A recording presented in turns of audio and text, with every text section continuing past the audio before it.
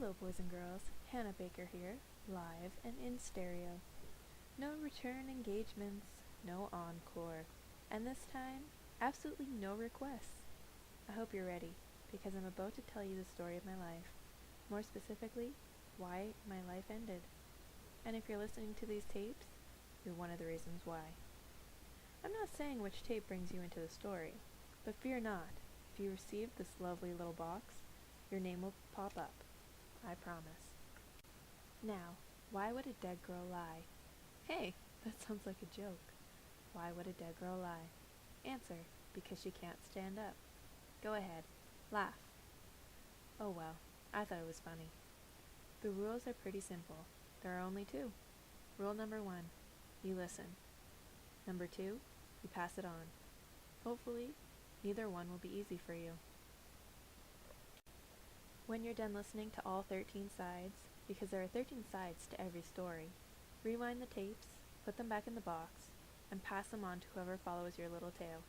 And you, lucky number 13, you can take the tapes straight to hell. Depending on your religion, maybe I'll see you there. In case you're tempted to break the rules, understand that I did make a copy of these tapes. Those copies will be released in a very public manner if this package doesn't make it through all of you. This was not a spur-of-the-moment decision. Do not take me for granted. Again, you are being watched. I almost forgot. If you're on the list, you've received a map. Throughout the tapes, I'll be mentioning several spots around our beloved city for you to visit. I can't force you to go there, but if you'd like a little more insight, just head for the stars. Or if you'd like, just throw the map away. I'll never know. Or maybe I will. I'm not exactly sure how this whole dead thing works. Who knows? Maybe I'm standing behind you right now. I'm sorry, that wasn't fair. Ready, Mr. Foley? Justin, honey, you were my very first kiss. My very first hand to hold. But you were nothing more than an average guy. And I don't say that to be mean. I don't. There was just something about you that made me need to be your girlfriend. To this day, I don't know exactly what that was. But it was there, and it was amazingly strong. You don't know this, but 2 years ago, when I was a freshman and you were a sophomore, I used to follow you around. For 6th period, I worked in the attendance office, so I knew every one of your classes. I even photocopied your schedule, which I'm sure I still have around here somewhere. And when they go through my belongings, they'll probably toss it away, thinking a freshman crush has no relevance. But does it? For me, yes, it does. I went back as far as you to find an introduction to my story. And this really is where it begins. When you reach the end of these tapes, Justin, I hope you'll understand your role in all of this, because it may seem like a small role now, but it matters. In the end, everything matters. Betrayal. It's one of the worst feelings. I know you didn't mean to let me down. In fact, most of you listening probably have no idea what you were doing, what you were truly doing. Our first star can be found at C4. Take your finger over to C and drop it down to 4. That's right, like Battleship. When you're done with this tape, you should go there. We only lived in that house a short while, the summer before my freshman year, but it's where we lived when we first came to town. And it's where I first saw you, Justin. Maybe you'll remember. You were in love with my friend Kat. School was still 2 months away, and Kat was the only person I knew, because she lived right next door. She told me you were all over her the previous year. Not literally all over her, just staring and accidentally bumping into her in the halls. I mean, those were accidents, right? Kat told me that at the end of the school dance, you finally found the nerve to do more than stare and bump into her. The two of you danced every slow song together, and soon, she told me, she was going to let you kiss her. The very first kiss of her life. What an honor. I wanted to see what you looked like, Justin, so we called you from my house and told you to come over. We called you from my house because Kat didn't want you to know where she lived. Well, not yet, even though her house was right next door. You were playing ball. I don't know if it was basketball, baseball, or what, but you couldn't come over until later, so we waited. We sat in my front bay window, talking for hours, when all of a sudden, you and one of your friends, hi Zach, came walking up the street. 2 streets meet in front of my old house like an upside-down T, so you're walking up the middle of the road towards us. You stepped out of the gutter and planted one foot on the lawn. My dad had the sprinklers running all morning, so the grass was wet, and your foot slid forward, sending you into a split. Zach had been staring at the window, trying to get a better view of Kat's new friend, yours truly, and he tripped over you, landing beside you on the curb. You pushed him off and stood up.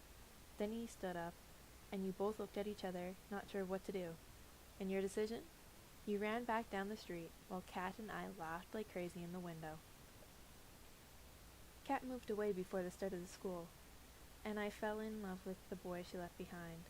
And it wasn't long until that boy started showing an interest in me, which might have had something to do with the fact that I seemed to always be around. We didn't share any classes, but our classrooms for periods 1, 4, and 5 were at least close to each other.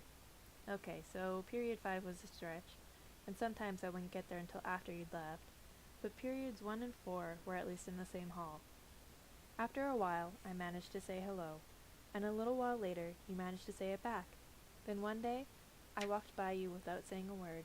I knew you couldn't handle that, and it led to our very first multi-word conversation. "Hey," you said, "aren't you going to say hello?" I smiled, took a breath, then turned around. "Why should I?" "Because you always say hello." I asked you why you thought you were such an expert on me. I said you probably didn't know anything about me.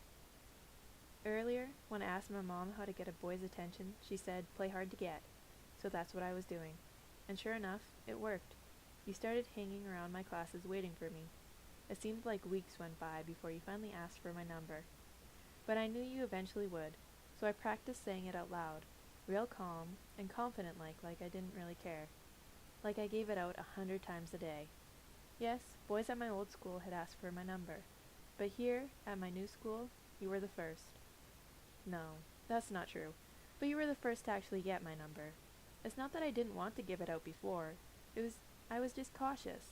New town, new school, and this time I was going to be in control of how people saw me. After all, how often do we get a second chance? Before you, Justin, whenever anyone asked, I'd say all the right numbers up until the very last one, and then I'd get scared and mess up, sort of accidentally on purpose. I was getting way too excited watching you write down my number. Luckily, you were way too nervous to notice. When I finally spat out the last number, the correct number, I smiled so big. Meanwhile, your hand was shaking so badly that I thought you were going to screw it up, and I was not going to let that happen. I pointed at the number you were writing. "That should be a 7, I said. "It is a 7. "Oh, well, as long as you know it's a 7. "I do," you said, but you scratched it out anyways and made an even shakier 7. I stretched the cuff of my sleeve in my palm and almost reached out to wipe the sweat from your forehead, something my mother would have done. But thankfully, I didn't do that. You never would have asked another girl for her number again. By the time I got home, you'd already called. Twice. My mom asked who you were, and I said we had a class together. You were probably just calling with a homework question, and she said that's exactly what you had told her. I couldn't believe it, Justin. You lied to my mom. So why did that make me so happy? Because our lies matched. It was a sign. My mom asked what class we had, and I said math, which wasn't a total lie. We both had math, just not together, and not the same type. Good, Mom said. That's what he told me. I accused her of not trusting her own daughter, grabbed a slip of paper with your number from her hand, and ran upstairs. When you answered the phone, I said, "Justin, it's Hannah. My mom said you called with a math problem." You were confused, but eventually you remembered lying to my mom, and, like a good boy, you apologized. "So, Justin, what's the math problem?" I asked. You weren't getting off that easy. And you didn't miss a beat. You told me Train A was leaving your house at 3:45 p.m. Train B was leaving my house at 10 minutes later. You couldn't see this, Justin, but I actually raised my hand like I was in school, rather than sitting on the edge of my bed. "Pick me, Mr. Foley, pick me," I said. "I know the answer." When you called my name, "Yes, Miss Baker?" I threw my mom's hard-to-get rule right out the window. I told you the two trains met at Eisenhower Park at the bottom of the rocket slide. A long pause at your end of the line, Justin. And I mean a long pause. "So when do the trains meet?" you asked. 15 minutes, I said. You said 15 minutes seems awfully slow for 2 trains going full speed. I know what you're all thinking. Hannah Baker is a slut. Oops, did you catch that? I said, Hannah Baker is. Can't say that anymore. Wrong. Hannah Baker is not, and never was, a slut. Which begs the question, what have you heard? I simply wanted a kiss. I was a freshman girl who had never been kissed. Never. But I liked a boy, he liked me, and I was going to kiss him. That's the story. The whole story. Right there. The few nights leading up to our meeting in the park, I'd had the same dream. Exactly the same. From beginning to end. And for your listening pleasure, here it is. But first, a little background. My old town had a park similar to Eisenhower Park in one way. They both had that rocket ship. I'm sure it was made by the same company because they looked identical. A red nose points to the sky. Metal bars run up from the nose all the way down to the green fins holding the ship off the ground. Between the nose and the fins are 3 platforms connected by 3 ladders. On the top level is a steering wheel. On the middle level is a slide that leads down to the playground. On many nights leading up to my first day of school here, I climbed to the top of that rocket and let my head fall back against the steering wheel. The night breeze blowing through the bars calmed me. I'd just close my eyes and think of home. I think that's the reason, in my dreams, my first kiss took place at the rocket ship. It reminded me of innocence, and I wanted my first kiss to be just that, innocent.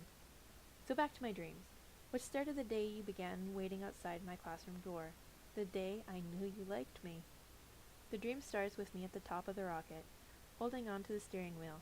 It's still a playground rocket, not a real one, but every time I turn the wheel to the left, the trees in the park lift up their roots and sidestep it to the left. When I turn the wheel to the right, they sidestep it to the right. Then I hear your voice calling up from the ground. Hannah! Hannah! Stop playing with the trees and come see me. So I leave the steering wheel and climb through the hole in the top of the platform. But when I reach the next platform, my feet have grown so huge they won't fit through the next hole. I poke my head through the bars and shout, My feet are too big. Do you still want me to come down? I love big feet, you shout back. Come down the slide and see me. I'll catch you. So I sit on the slide and push off. But the wind resistance on my feet makes me go so slow. In the time it takes me to reach the bottom of the slide, I've noticed that your feet are extremely small, almost non-existent. You walk to the end of the slide with your arms out, ready to catch me, and wouldn't you know it, when I jump off, my huge feet don't step on your little feet. See? We were made for each other, you say. Then you lean in to kiss me, your lips getting closer and closer, and I wake up. Every night for a week, I woke up in the exact same about-to-be-kissed spot. But now, Justin, I would finally be meeting you, at that park, at the bottom of that slide. And damn it, you're going to kiss the hell out of me whether you liked it or not. I told you to meet me there in 15 minutes. Of course, I only said that to make sure I got there before you. By the time you walked into the park, I wanted to be inside that rocket and all the way up, just like in my dreams. And that's how it happened, minus the dancing trees and funky feet. From my viewpoint at the top of the rocket, I saw you coming in at the far end of the park. You checked your watch every few steps, and walked over to the slide, looking all around, but never up. So I spun the steering wheel as hard as I could to make it rattle. You took a step back, looked up, and called my name. But don't worry.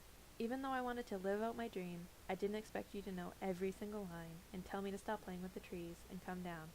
Be right down, I said. But you told me to stop. You'd climb up to where I was. So I shouted back, No, let me take the slide. Then you repeated those magical, dreamlike words. I'll catch you. I couldn't help smiling as I climbed down the top ladder. I sat myself on the slide, my heart racing. This was it. All my friends back home had their first kisses in middle school. Mine was waiting for me at the bottom of the slide, exactly as I wanted it. All I had to do was push off. And I did. And I know I didn't really happen like this, but when I look back at it, it all happens in slow motion. The push, the slide, my hair flying behind me, you raising your arms to catch me, me raising mine so you could. So when did you decide to kiss me, Justin? Was it during your walk to the park? Or did it simply happen when I slid into your arms? Okay, Who out there wants to know my very first thought during my very first kiss? Here it is. Somebody's been eating chili dogs.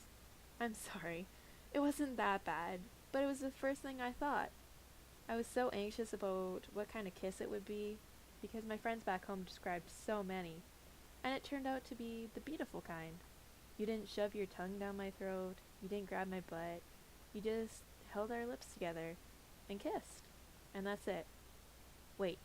Stop. Don't rewind. There's no need to go back because you didn't miss a thing. Let me repeat myself. This is all that happened. Why? Did you hear something else? Well, you're right. Something did happen. Justin grabbed my hand, we walked over to the swings, and we swung. Then he kissed me again the very same way. Then? And then, Hannah? What happened then? Then we left. He went one way, I went the other. Oh, so sorry. You wanted something sexier, didn't you? You wanted to hear how my itchy little finger started playing with his zipper. You wanted to hear... Well, what did you want to hear? Because I've heard so many stories that I don't know which one is most popular. But I do know which is the least popular. The truth. Now the truth is the only one you won't forget. So thank you, Justin. Sincerely. My very first kiss was wonderful. And for the month or so that we lasted, and everywhere that we went, the kisses were wonderful. You were wonderful. But then you started to brag. A week went by, and I heard nothing. But eventually, as they always will, the rumors reached me, and everyone knows you can't disprove a rumor. I know what you're thinking. As I was telling the story, I was thinking the same thing myself. A kiss? A rumor based on a kiss made you do this to yourself? No. A rumor based on a kiss ruined a memory that I hoped would be special. A rumor based on a kiss started a reputation that other people believed in and reacted to. And sometimes, a rumor based on a kiss has a snowball effect. A rumor based on a kiss is just the beginning. Turn the tape over for more. And Justin, honey, stick around. You're not going to believe where your name pops up next. Welcome back, and thanks for hanging out for part 2. If you're listening to this, one of two things has just happened. A, you're Justin, and after hearing your little tale, you want to hear who's next. Or B, you're someone else, and you're waiting to see if it's you. Well, Alex Standall, it's your turn. I'm sure you have no idea why you're on here, Alex. You probably think you did a good thing, right? You voted me best ass in the freshman class. How could anyone be angry at that? Listen. First, Alex, if you think I'm being silly, if you think I'm some stupid little girl who gets her panties in a bunch over the tiniest things, taking everything way too seriously, no one's making you listen. Sure, I am pressuring you with that second set of tapes, but who cares if people around town know what you think of my ass, right? I can name a whole list of people who would care. I can name a list of people who would care very much if these tapes got out. So let's begin, shall we? I remember sitting in second period that morning your list came out. Miss Strum obviously had an amazing weekend because she did absolutely no prep work whatsoever. She had us watching one of her famously dull documentaries. What it was on, I don't recall.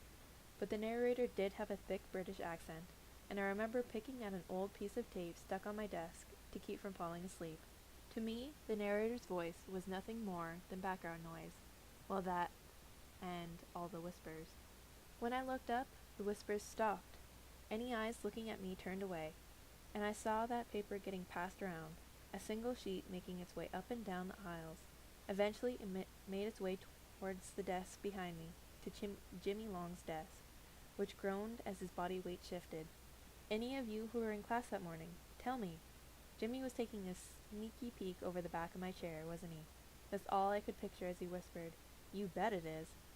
Someone whispered, "You idiot, jackass." I turned around, but I was not in a whispering mood. "You bet what is?" Jimmy, who'll drink up the attention any girl gives him, gave a half smile and glanced down at the paper on his desk. Again came the idiot whisper, this time repeated across the room as if no one wanted me in on the joke. I tilted my head so I could read the upside-down title of the paper. Freshman class, who's hot, who's not. Jimmy's desk groaned again as he sat back, and I knew Miss Strum was coming, but I had to find my name. I didn't care why I was on the list. At the time, I don't think I even cared which side of the list I was on. That's just something about having everyone agree on something. Something about you. That opens the cage of butterflies in your stomach. And as Miss Strum walked up the aisle, ready to grab that list before I found my name, the butterflies went berserk. Where's my name? Where? Got it. Miss Strum snatched the list away, and I turned back to the front of the room. After a few minutes, gaining the nerve to look, I snuck a peek at the other side of the room. As expected, Jessica Davis looked pissed. Why? Because right next to my name, but in the other column, was hers. Her pencil tapped against her notebook at Morse code speed, and her face was burning red. My only thought? Thank God I don't know Morse code. Truth is, Jessica Davis is so much prettier than I am. Write up a list of every body part and you'll have a row of check marks the whole way down for each time her body beats mine. Everyone knows worst ass in the freshman class was a lie. You can't even consider it stretching the truth. But I'm sure no one cared why Jessica ended up on that side of your list, Alex. Well, no one except you, and me, and Jessica makes 3. Maybe some people think you were right in choosing me. I don't think so, but let me put it this way. I don't think my ass, as you call it, was the deciding factor. I think the deciding factor was revenge. But this tape is not about your motivation, Alex. Though that is coming up. This tape is about how people change when they see their name on a stupid list. This tape is about... Okay, I just looked over every name, every story that completes these tapes. And guess what? Every single event documented here may never have happened had you, Alex, not written my name on that list. It's that simple.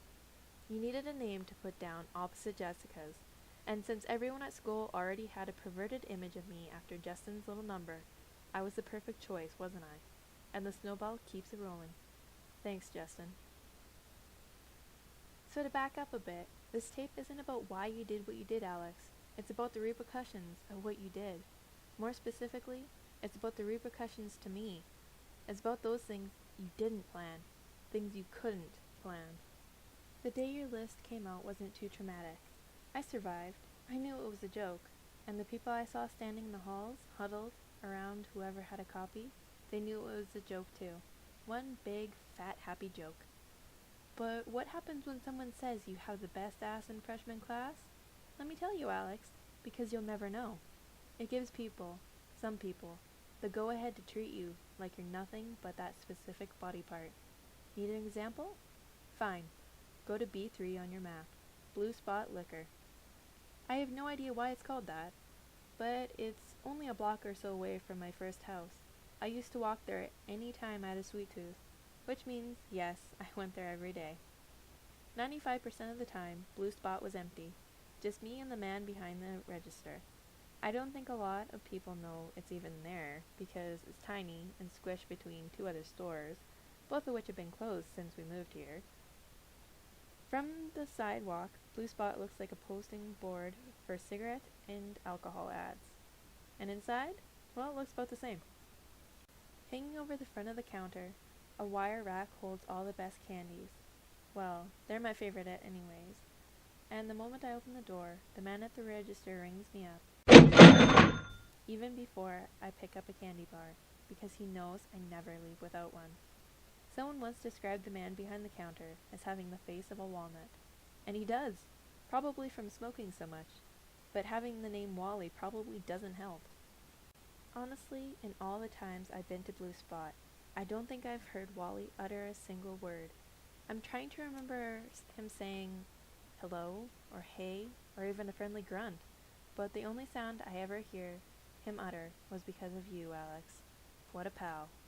That day, as usual, a bell jingled over the door as I walked in.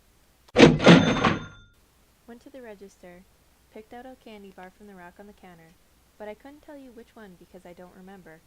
If I wanted to, I could tell you the name of the person who walked in while I searched my backpack for money. I do remember, but he was just one of many jerks I've run into over the years. I don't know, maybe I should expose all of them. But as far as your story goes, Alex, his actions, his horrible, disgusting action, was just an after effect of yours. Plus, he's got a whole tape all to himself. He threw open the door to Blue Spot. "Hey, Wally," he said, and he said it with such arrogance, which sounded so natural coming from his mouth. I could tell it wasn't the first time he said it that way, acting like Wally was beneath him. "Oh, Hannah. Hey," he said. "I didn't see you there. Did I mention I was standing at the counter, visible to anyone the moment they opened the door?"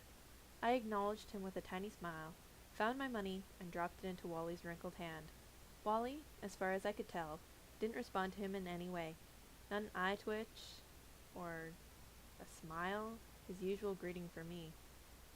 "Hey, Wally, guess what?" His breath came from just over my shoulder. My backpack was resting on the counter, while I zipped it shut. Wally's eyes were focused down, just beyond the edge of the counter, near my waist, and I knew it was coming.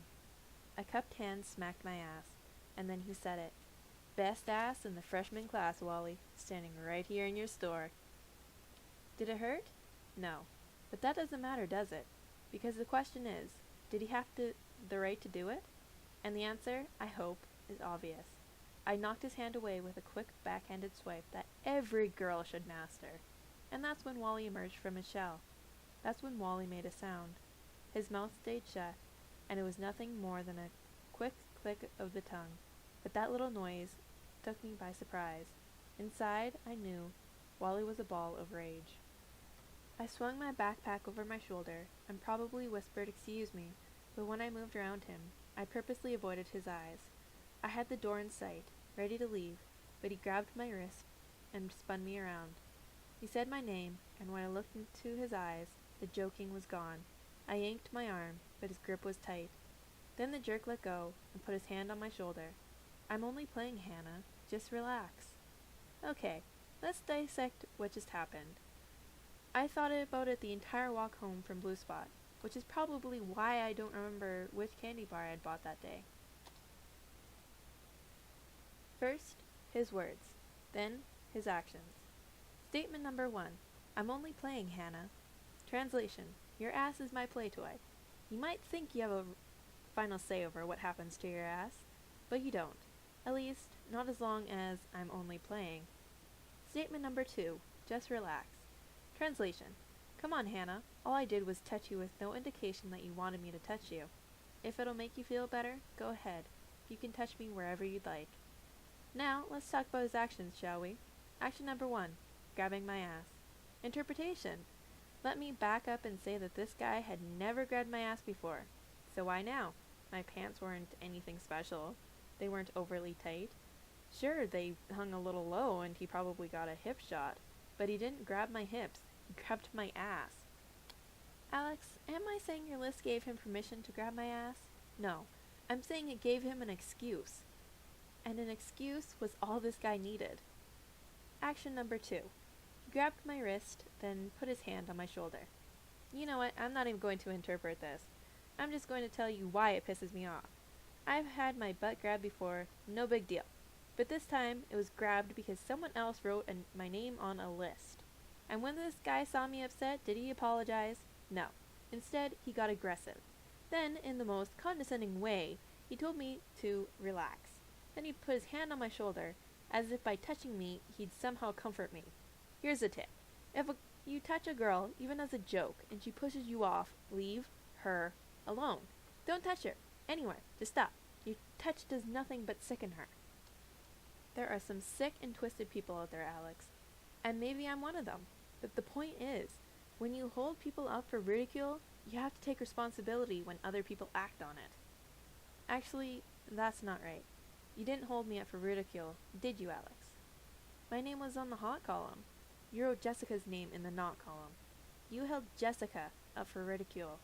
And that's where our snowball picks up speed. Jessica, my dear, you're next. Step by step, that's how we'll get through this, one foot in front of the other. We've already finished one tape, both sides, so stick with me. Things get better, or worse, depending on your point of view.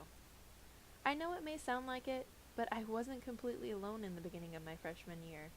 2 other freshmen, both featured here on Hannah Baker's Greatest Hits, were also new to the area, Alex Standall and Jessica Davis. And while we never became close friends, we did rely on each other those first few weeks of school. With 1 week left of summer vacation, Miss Antley called me at home to see if I'd meet her at school. A little new student orientation, she said. In case you don't remember, Miss Antley was the guidance counselor for students with last names beginning A through G. Later that year, she moved to another school district, which is very unfortunate as it turns out, but that is for a later tape. If she had told me the real purpose of our get-together was to introduce me to another new student, I wouldn't have gone. I mean, what if we had nothing in common? Or what if I thought we had nothing in common, but she, the other student, thought we did? Or what if the opposite happened, and I thought we could become friends, but she didn't? So many things could have gone so horribly wrong. But the other girl was Jessica Davis, and she didn't want to be there any more than I did. We both expected Miss Antley to spew a bunch of psychobabble at us, what it means, what it takes, to be a great student, how the school is made up of the best and the brightest in the state, how everyone is given the same opportunities to succeed if they're willing to try. But instead, she gave each of us a buddy. The moment Miss Antley told us why we were there, Jessica and I turned to each other. Her lips parted as if she wanted to say something, but what could she say with me sitting right there? She felt blindsided, confused, lied to. I know that's how she felt because I felt the same way. But I'll never forget Miss Antley's reaction. 2 short, drawn-out words. Or not. And here, to the best of my memory, is what we said. Me, I'm sorry, Miss Antley. I just didn't think that's why you called me in here. Jessica, me neither. I wouldn't have come. I mean, I'm sure Hillary and I have things in common, but I'm sure she's a great person, but me, it's Hannah. Jessica, I called you Hillary, didn't I? Sorry. Me, it's okay. I just thought you should know my name if we're going to be such fabulous friends. And then the 3 of us laughed.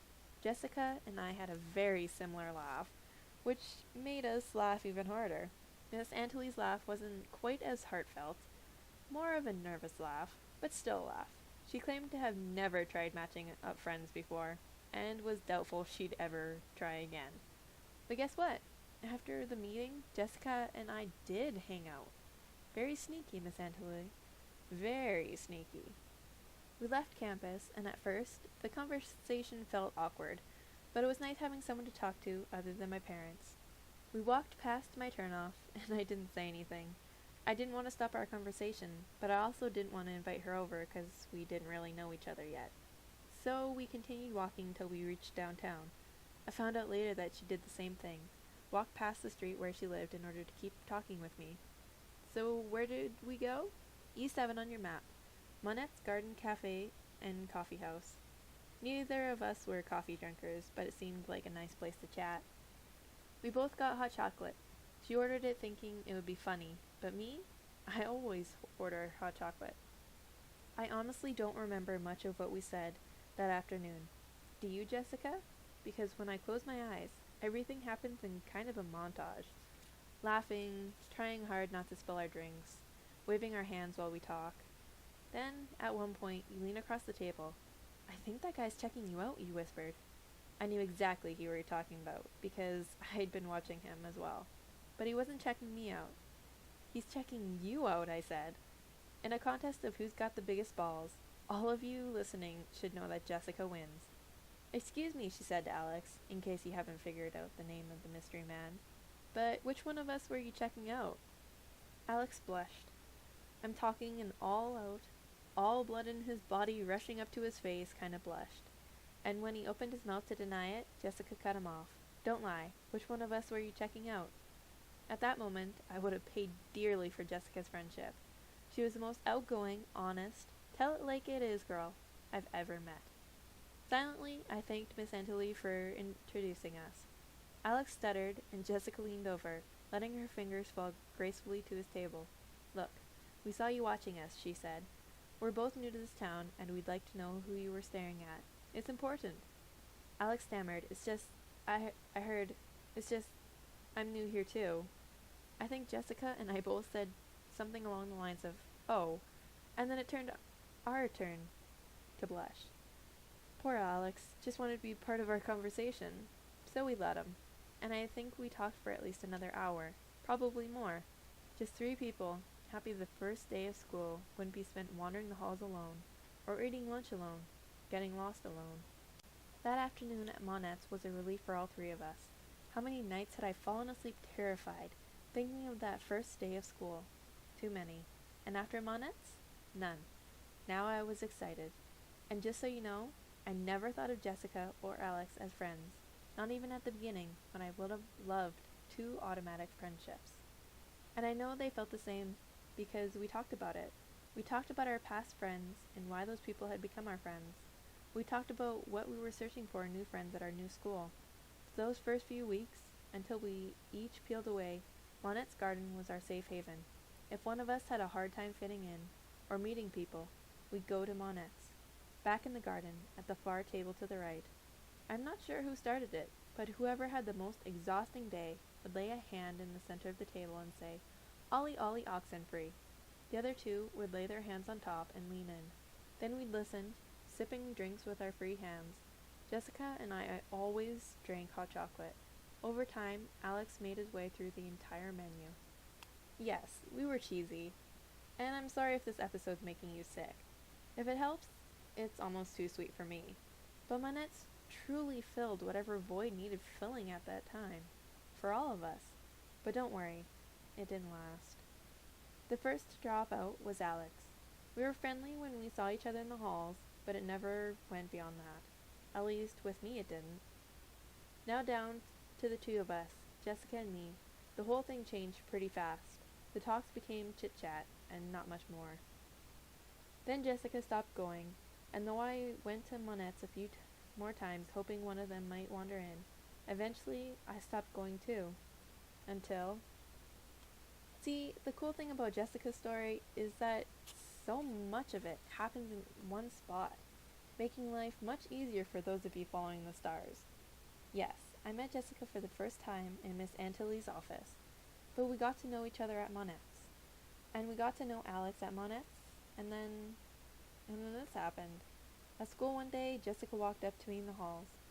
"We need to talk," she said.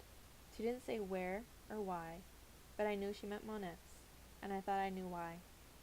When I got there, Jessica was sitting slumped in a chair, arms dangling by her sides, like she'd been waiting a long time. And maybe she had. Maybe she hoped I would skip my last class to join her. So I sat down and slid my hand into the middle of the table. "Ollie, Ollie, Oxenfree?" She lifted one of her hands and slapped a paper on the table. Then she passed it across and spun it around for me to read. But I didn't need it spun around, because the first time I read that paper, it was upside down on Jimmy's desk. Who's hot, who's not. I knew which side of the list I was on, according to Alex, and my so-called opposite was sitting across from me, at our safe haven no less. Mine, hers, and Alex's. Who cares, I told her. It doesn't mean anything. "Hannah," she said, "I don't care that he picked you over me." I knew exactly where that conversation was headed, and I was not going to let her take us there. "He did not choose me over you, Jessica," I said.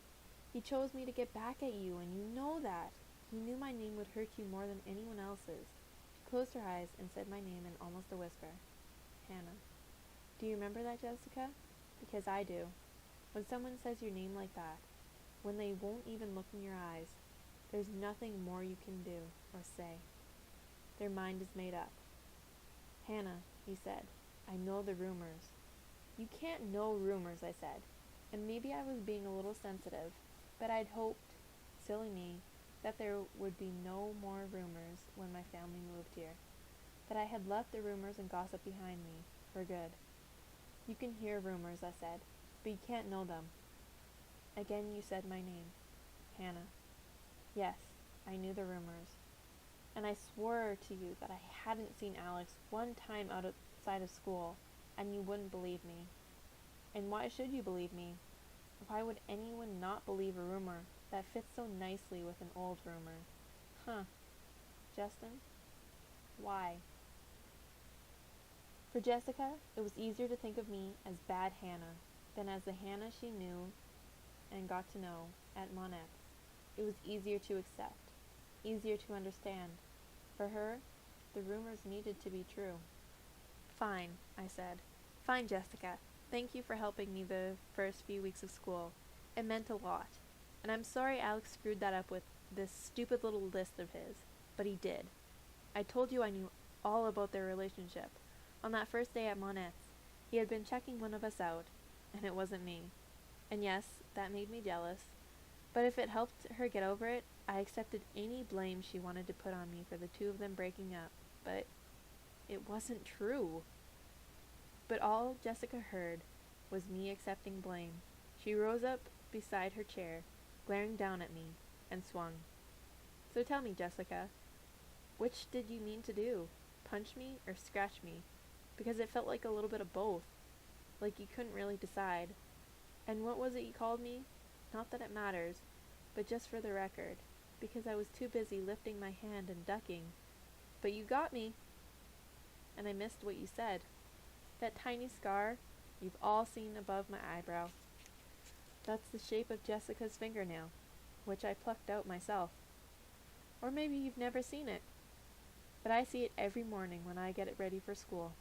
Good morning, Hannah, says, and every night when I go and get ready for bed. Sleep tight. But it's more than just a scratch. It's a punch in the stomach and a slap in the face. It's a knife in the back, because you would rather believe some made-up rumor than what you knew to be true. Jessica, my dear, I'd really love to know if you dragged yourself to my funeral. And if you did you notice your scar? And what about you, the rest of you? Did you notice the scars you left behind? No, probably not, because most of them can't be seen with the naked eye. Shh. If you're talking in the library. Shh. If you're in a movie theater or church. Sometimes there's no one around to tell you to be quiet, to be very, very quiet. Sometimes you have to be quiet when you're all alone. Let me, right now. Shh. For example, you better be quiet, extremely quiet, if you're going to be a peeping Tom. Because, what if they heard? What if what if I, found out? Guess what, Tyler Down? I found out. I feel sorry for you, Tyler. I do. Everyone else on these tapes so far must feel a little relieved. They came off as liars or jerks or insecure people lashing out at others. But your story, Tyler, it's kind of creepy. And I feel a little creepy telling it to you. Why? Because I'm trying to get closer to you, Tyler. I'm trying to understand the excitement of staring through someone's bedroom window, watching someone who doesn't know they're being watched, trying to catch them in the act of... What were you trying to catch me in the act of, Tyler? And were you disappointed or pleasantly surprised? Okay, a show of hands, please. Who knows where I am? Who knows where I'm standing right now? If you said outside Tyler's window, you're right. That's A4 on your maps.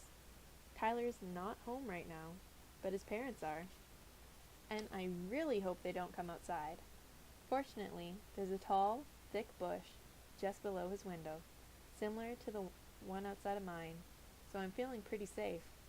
How are you feeling, Tyler? There's a meeting of the yearbook staff tonight, which I know involves a lot of pizza and gossip, so I know you won't be home until after it gets all nice and dark, which, as an amateur peeping Tom, I appreciate very much. So thank you, Tyler. Thanks for making this so easy. Let's take a peek inside before you get home, shall we? The hallway lights on so I can see in pretty well. And yes, I see exactly what I expected. There's a bunch of camera equipment lying around. You've got quite a collection here, Tyler. A lens for every occasion. I know. I can hear you now. Those are for the yearbook, Hannah. I'm the student life photographer. And I'm sure that's why your parents were fine spending that kind of cash. But is that the only way you use this stuff? Candid shots of the student body? Ah, yes. Candid shots of the student body. Before coming out here, I took the initiative to look up candid in the dictionary. It's one of those words with the many different definitions, and there's one that's more appropriate. And here it is. Memorized for your pleasure. Relating to photography of subjects acting naturally or spontaneously without being posed. So tell me, Tyler, those nights you stood outside my window, was I spontaneous enough for you? Did you catch me in all my natural, unposed... Wait, did you hear that? A car pulling up the road. Is it you, Tyler? I'm sure it's getting close. And there are the headlights. My heart definitely thinks it's you. My God, it's pounding. The car's turning up the driveway. It's you, Tyler. It's you. You haven't stopped the engine, so I'm going to keep talking. And yes, this is exciting. I can definitely see the thrill. Okay, listeners, ready? Car door, and... Okay, Tyler. Here's the play-by-play. You're inside the house with the door shut. You're either checking in with your mom and dad, saying everything went great, and this is going to be the best yearbook ever, or they didn't buy enough pizza and you're heading straight for the kitchen. As we wait, I'm going to go back and tell everyone how this all began. And if I'm wrong with the timeline, Tyler, find the other people on these tapes and let them know that you started peeping way before I caught you. You'll do that, right? All of you? You'll fill in the gaps? Because every story I'm telling leaves so many unanswered questions. For example, how long were you stalking me, Tyler? How did you know my parents were out of town that week? Okay, confession time. The rule around my house, when my parents are away, is that I'm not allowed to date. Their feeling, though they won't bring themselves to say it, is that I might enjoy the date too much and ask the boy to come inside. In previous stories, I've told you that the rumors you've all heard about me weren't true. And they're not, but I never claimed to be a goody two-shoes. I did go out when my parents weren't home, but only because I could stay out as long as I wanted. And as you know, Tyler, on the night this all began, the boy I went out with walked me all the way to my front door. He stood there while I pulled out my keys to unlock the door, and then he left. Tyler's bedroom light is still off, so either he's having a detailed conversation with his parents, or he's still hungry. Fine, have it your way, Tyler. I'll just keep talking about you. Were you hoping I'd invite the guy in, or would that have made you jealous? Either way, after I went inside, alone, I washed my face and brushed my teeth. And then, the moment I stepped into my room, we all know the sound a camera makes when it snaps a picture. Even some of the digitals do it for nostalgia's sake. And I always keep my window open, about an inch or two, to let in fresh air, which is how I knew someone was standing outside. But I denied it. It was way too creepy to admit to myself. On the very first night of my parents' vacation, I was only freaking myself out, I said. Just getting used to being alone. Still, I wasn't dumb enough to change in front of the window, so I sat down on my bed. Or maybe it wasn't a click, I told myself. Maybe it was a creak. My bed has a wooden frame that creaks a lot. That was it. It had to be a creak. I pulled the blankets over my body and undressed beneath them. Then I put on my pajamas, doing everything as slowly as possible, afraid whoever was outside might snap another picture. After all, I wasn't totally sure what a peeping Tom got off on. But wait, another picture would prove he was there, right? Then I could call the police and... But the truth is, I didn't know what to hope for. My parents weren't home. I was alone. I figured ignoring him was the best option, and even though he was outside, I was too afraid of what might happen if he saw me reaching for the phone. Stupid? Yes. But did it make sense? Yes. At the time. So why was it so easy for Tyler to see into my room to begin with? Is that what you're asking? Do I always sleep with my shades wide open? Good question, victim blamers. But it wasn't that easy. The window blinds were kept at an angle exactly as I liked them.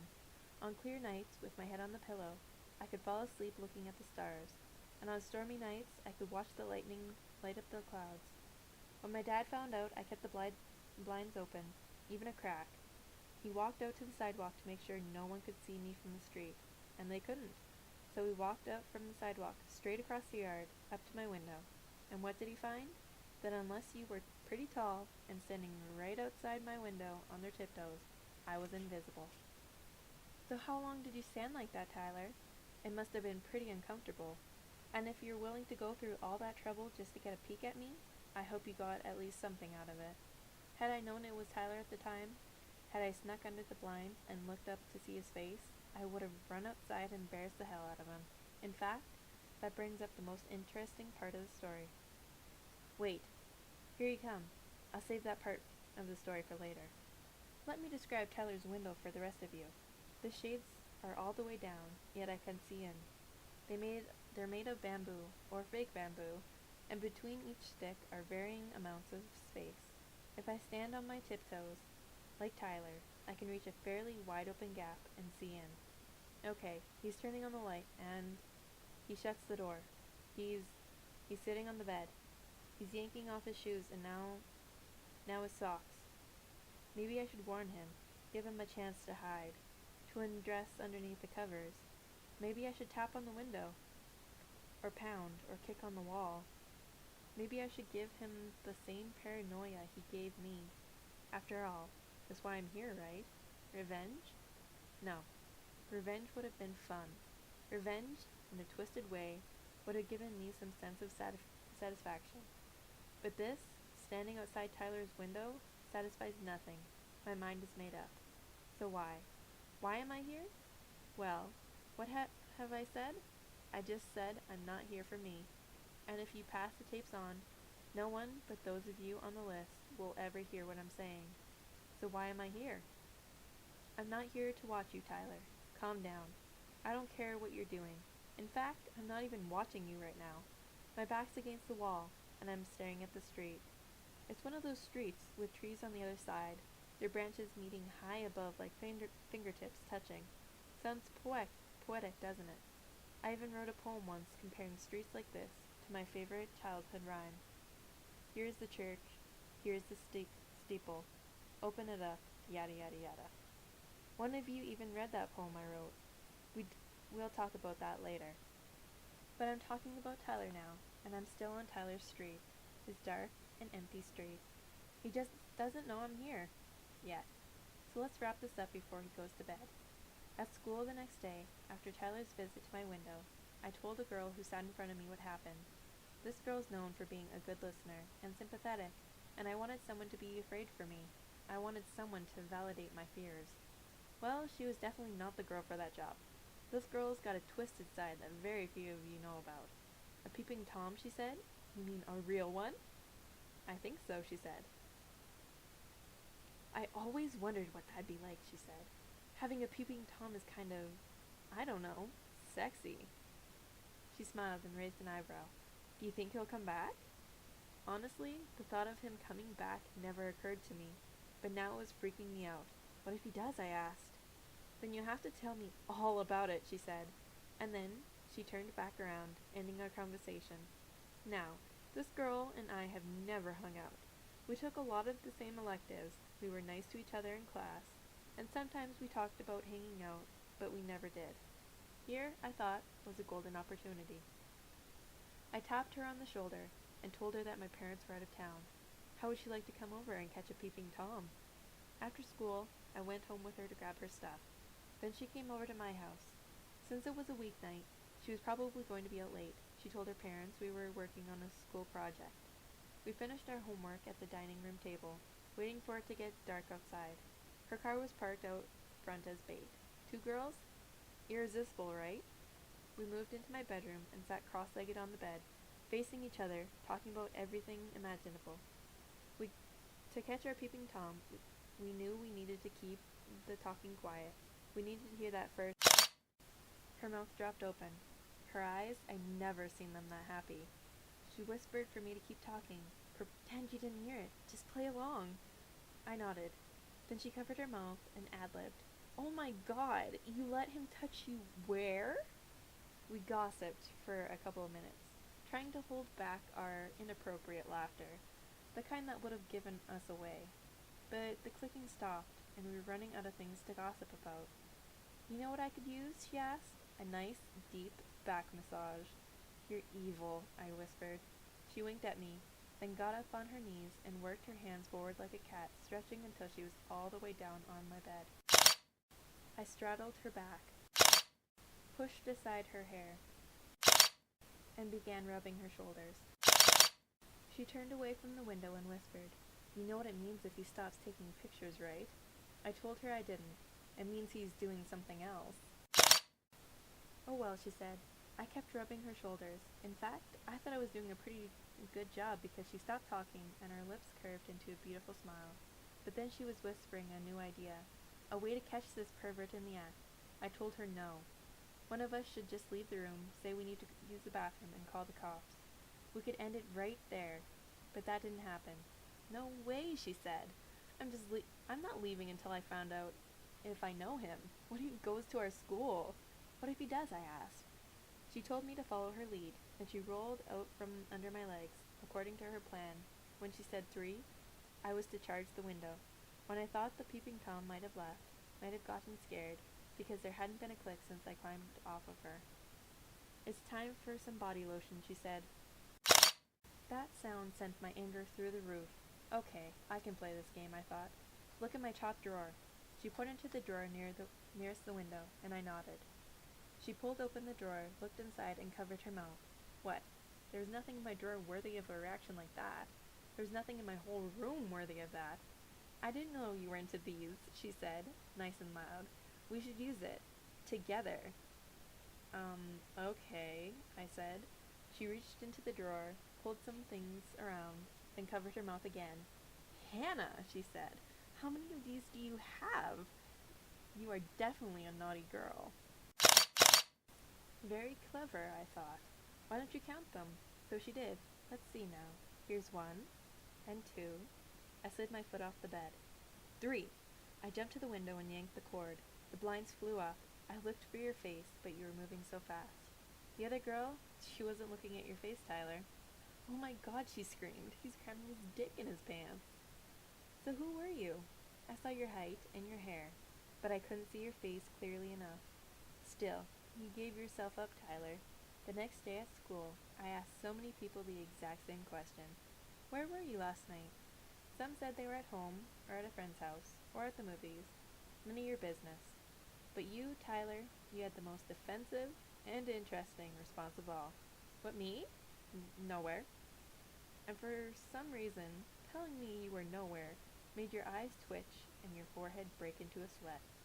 Hey, at least you're original, and at least you stopped coming around my house. But your presence, Tyler, that never left. After your visits, I twisted my blinds shut every night. I locked out the stars, and I never saw lightning again. Each night, I simply turned out the lights and went to bed. Why didn't you leave me alone, Tyler? My house, my bedroom. They were supposed to be safe for me. Safe from everything outside. But you were the one who took that away. Well, not all of it. But you took away what was left. So how important is your security, Tyler? What about your privacy? Maybe it's not as important to you as it was for me, but that's not yours to decide. So who was this mystery girl featured in your story, Tyler? Who smiled so beautifully as I rubbed her back? Who helped me expose you? Should I tell? It depends. What did she ever do to me? For the answer, insert tape 3. Oh, and Tyler, I'm standing outside your window again. I walked away to finish your story, but your bedroom light has been off for some time, so I'm back now. Knock knock, Tyler. Don't worry, you'll find out soon enough. Courtney Crimson, what a pretty name. And yes, a very pretty girl as well. Pretty hair, pretty smile, perfect skin. But you're also very nice. Everyone says so. Yes, Courtney, you're sweet to everyone you meet in the halls. You're sweet to everyone as they walk with you to your car after school. You're definitely one of the most popular girls in school. And you are just so sweet. Right? Wrong. Yes, my dear listeners, Courtney is nice to whomever she comes in contact with, or whomever she's talking to. And yet, ask yourselves, is it all a show? I think it is. Now, let me tell you why. First off, to everyone listening, I doubt Tyler will let you see the pictures he took of me giving Courtney a back rub. If you have seen those pictures, lucky you. I guess they're very sexy. But as you know, they're also very posed. Posed. What an interesting word to sum up Courtney's tale. Because when you're posed, you know someone's watching. You put on your very best smile. You let your sweetest personality shine. And in high school, people are always watching, so there's always a reason to pose. I don't think you do this intentionally, Courtney. And that's why I put you on these tapes. to let you know that until other you do affect others. More specifically, you affected me. Courtney Crimson. The name sounds almost too perfect. And as I said, you look perfect too. The only thing left is to be perfect. So that's why I give you credit. You could have taken the bitch route and still had all the friends and boyfriends you could handle, but instead you took the sweet route, so everyone would like you, and not a soul would hate you. But let me be very clear. I do not hate you, Courtney. In fact, I don't even dislike you. But for a time, I thought you and I were becoming friends. It turns out you were just grooming me to be another tally mark under people who think Courtney Crimson is a really neat girl. Another guaranteed vote for most liked in the senior yearbook. And once you did it to me, and I realized it, I watched you do it to others. Here, Courtney, is your contribution to the anthology of my life. Did you like that? The anthology of my life? I just made it up. The day after Tyler took the candid shots of our student bodies began like any other. The bell to first period rang, and Courtney, as usual, ran in a couple of seconds late. Not that it mattered, because Mrs. Dillard wasn't there yet either. Also, not unusual. When you were done chatting to the person in front of you, Courtney, I tapped you on the shoulder. The moment you looked into my eyes, we both began laughing. We spoke a bunch of 2 or 3 word sentences, but I don't remember who said what, because whatever you said were my thoughts as well. So weird. I know. What the hell? Can you imagine? So funny. Then, when Mrs. Dillard finally came in, you turned around to face the front of the room, and when class was over, you left. It wasn't until I stepped into the hall on my way to second period that I thought, wait a sec, she didn't say goodbye. Did you say goodbye on any other day? No, not often. But after the previous night, this time it felt intentional. I guess I thought that after what we'd experienced less than 24 hours before, we would now be more than just casual acquaintances, but that's evidently is what we'd become once again. We said hello in the halls, and sometimes you said goodbye to me after class, but never more than you said it to anyone else, until the night of the party, until the night you needed me again. Let me tell you that there is a bigger, more important party later in the tapes, but this is the party that brings Courtney into the mix. I was at school, backpack on my shoulder, heading out of first period when you grabbed my hand. Hannah, wait up, you said. How are you? Your smile, your teeth, flawless. I probably said fine or good, how are you? But truthfully, I didn't care, Courtney. Every time our eyes caught each other in a crowded hall, and I watched your gaze jump to someone else, I lost a little more respect for you, and sometimes I wondered how many people in that hallway felt the same. You went on to ask if I'd heard about the party later that night. I said that I had, but that I didn't feel like going and wandering around looking for someone to talk to. Or I didn't feel like wandering around looking for someone to save me from talking to someone else. We should go together, you said, and you tilted your head to the side, flashed your eyes, and, though I'm probably imagining this, I think I even saw you bat your eyes. Why, I asked. Why should we go to the party together? That obviously took you by surprise. I mean, you were who you are, and everyone wants to go to the party with you. To at least be seen entering a party with you. Everyone. Boys, girls, it doesn't matter. That's the kind of admiration people have for you. Most of them, unfortunately, don't realize how carefully you plan that image. You repeated my question. Why should we go to a party together? Hannah, so we can hang out. I asked why you wanted to hang out after ignoring me for so long, but of course you denied ignoring me at all. You said I must have misread things, and the party would be a good chance to get to know each other better. And although I was still suspicious, you are who you are, and everyone wants to go to a party with you. Great, you said. Can you drive? My heart tumbled a bit, but I pulled it back up and ignored my suspicions once again. Sure, Courtney, I said. What time? You flipped open your notebook and ripped out a piece of paper. In tiny blue letters, you wrote your address, the time, and your initials CC. You handed me the paper and said, "This is going to be great," then gathered up your stuff and left. Guess what, Courtney? On your way out the door, you forgot to say goodbye. So here's my theory as to why you wanted to go to a party with me.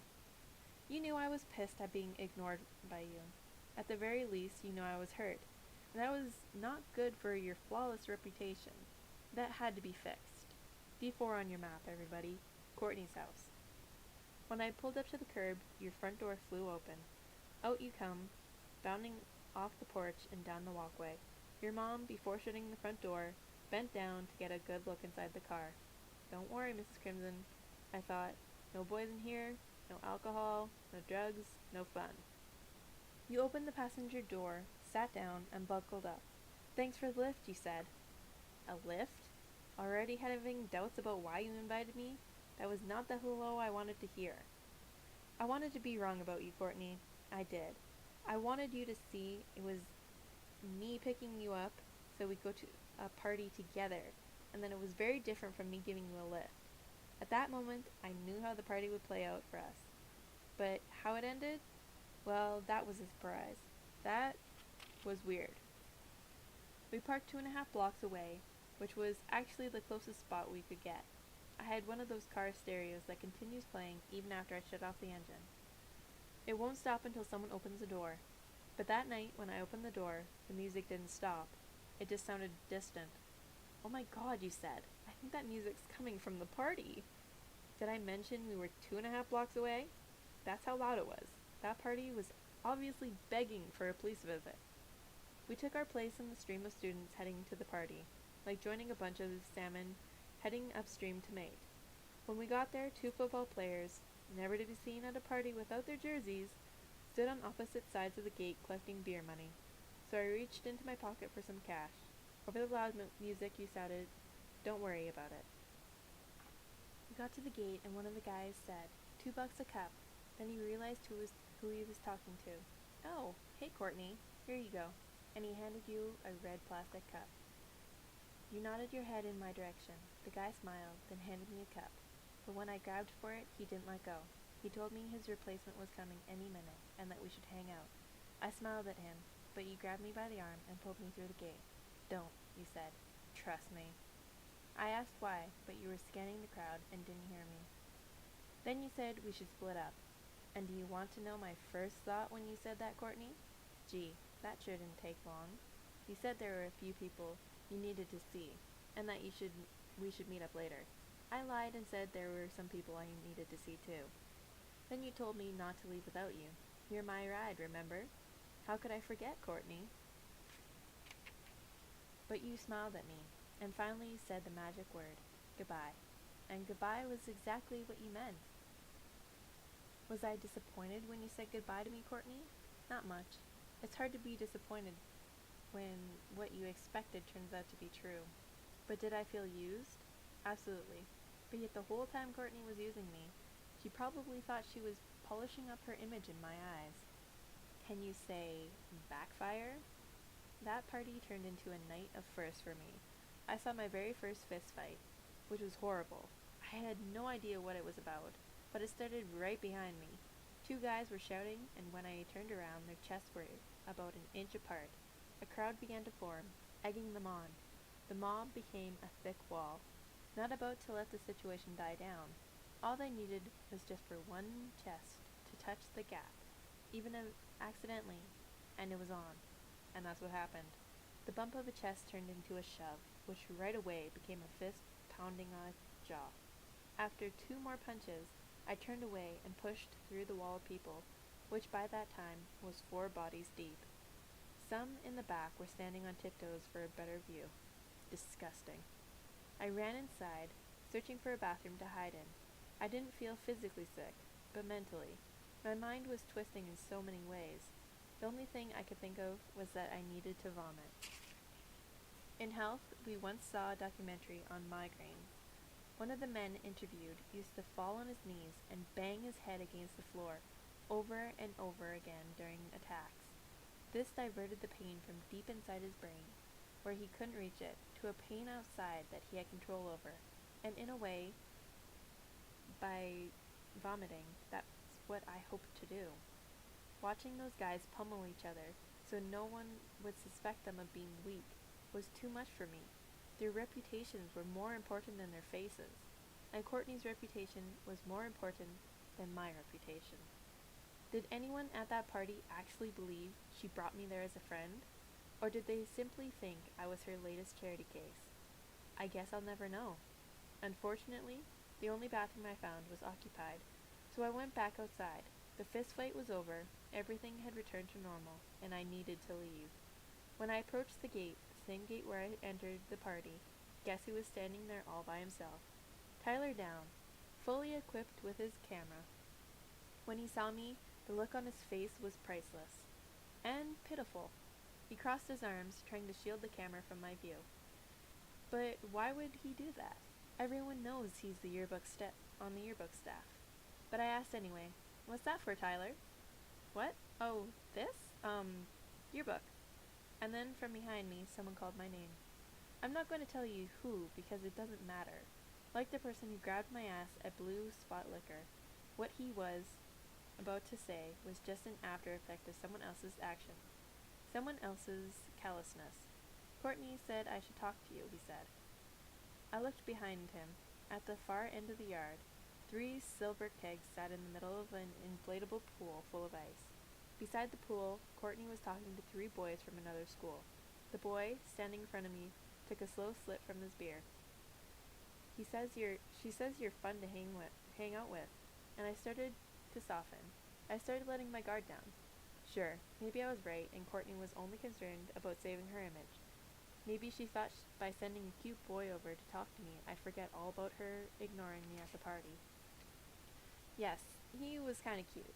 And okay, maybe I was willing to have a little selective amnesia. After we spoke for a while, this guy said had a confession to make. Courtney didn't actually send him over to talk to me, but he did overhear her talking about me, and that's why he came and found me. I asked him what Courtney said, and he just smiled and looked down at the grass. I was through with these games. I demanded to know what she said about me. "Thought you're fun to hang out with," he repeated. I started rebuilding my guard, brick by brick. Fun how? He shrugged. How?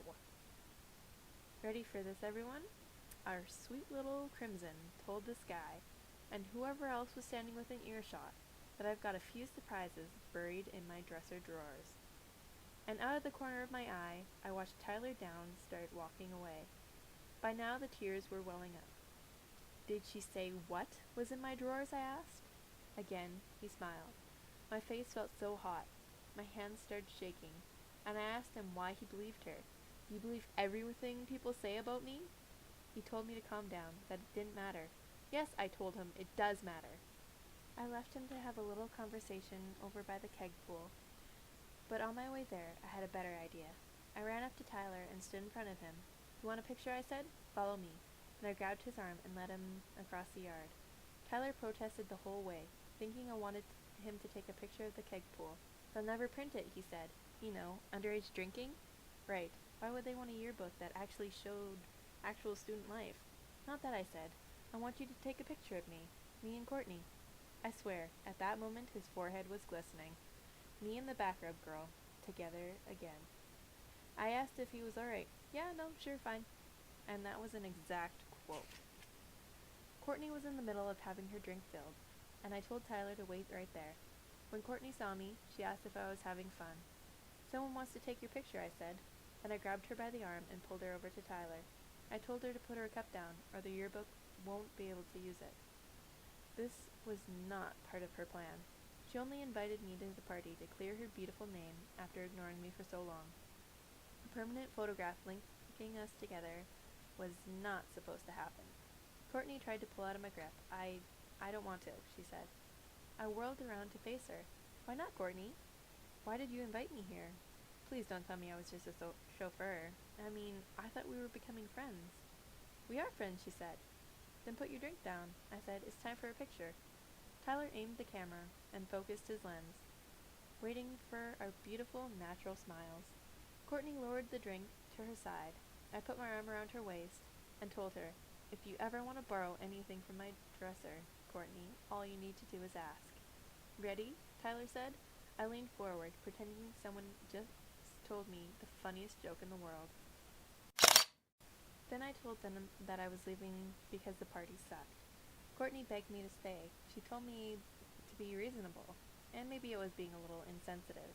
I mean, she wasn't ready to leave. How would she get home if her chauffeur didn't wait around for her?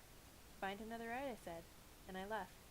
Part of me wanted to cry for being so right about her invitation. Instead, on the long walk back to my car, I started laughing, and I shouted into the trees, "What is going on?" And then someone called my name. "What do you want, Tyler?" He told me I was right about the party. The party does suck. "No, Tyler, it doesn't," I said.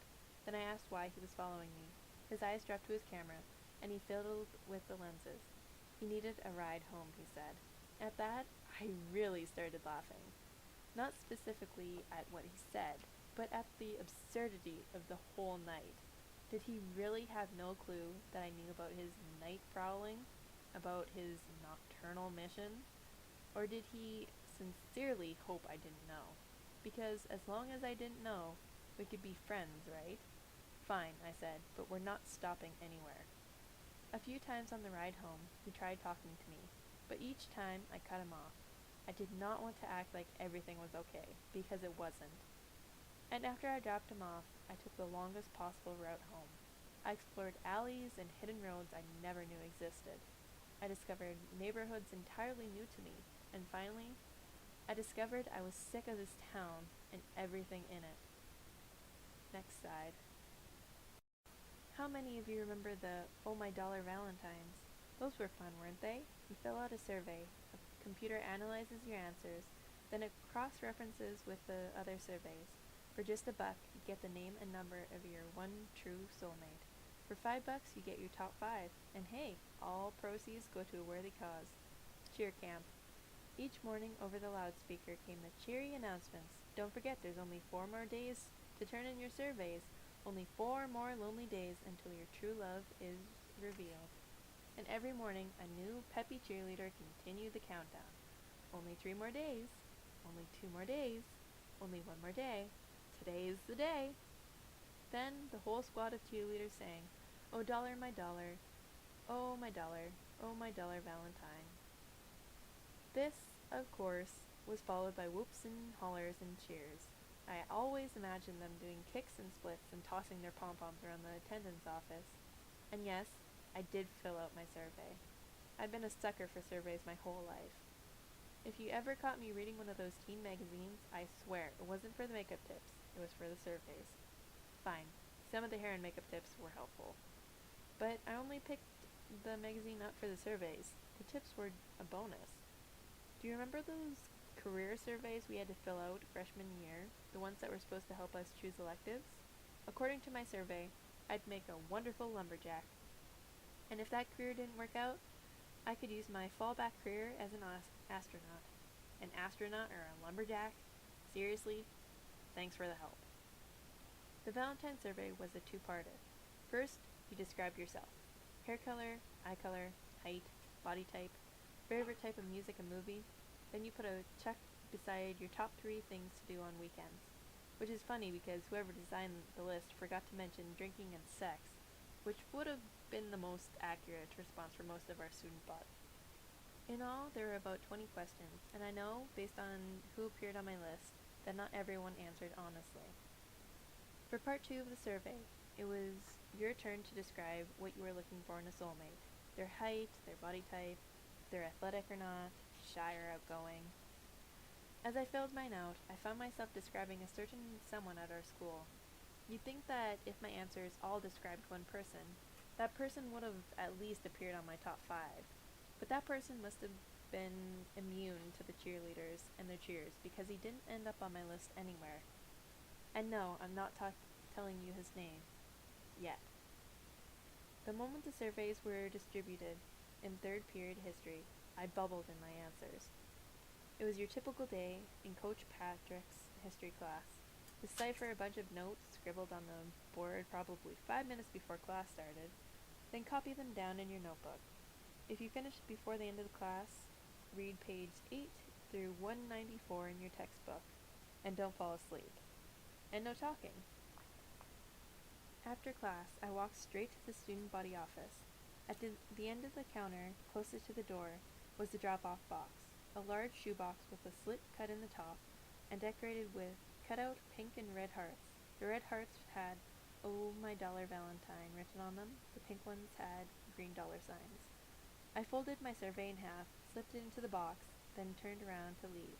But Miss Benson, smiley as usual, was standing right there.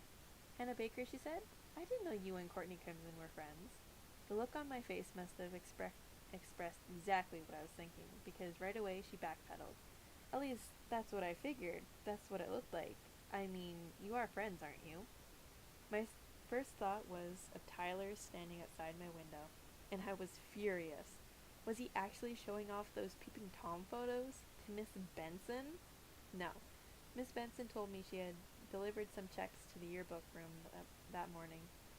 Taped to the walls were sample shots that might appear in the yearbook. One particular photo was of Courtney and me. She guessed it.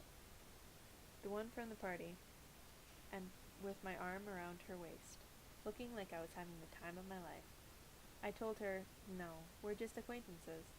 "Well, it's a really fun picture," Miss Benson said. And these next words, I remember exactly. "The wonderful thing about a yearbook photo is that everyone shares the moment with you. Forever." It sounded like something she'd said a million times before. And before, I probably would have agreed.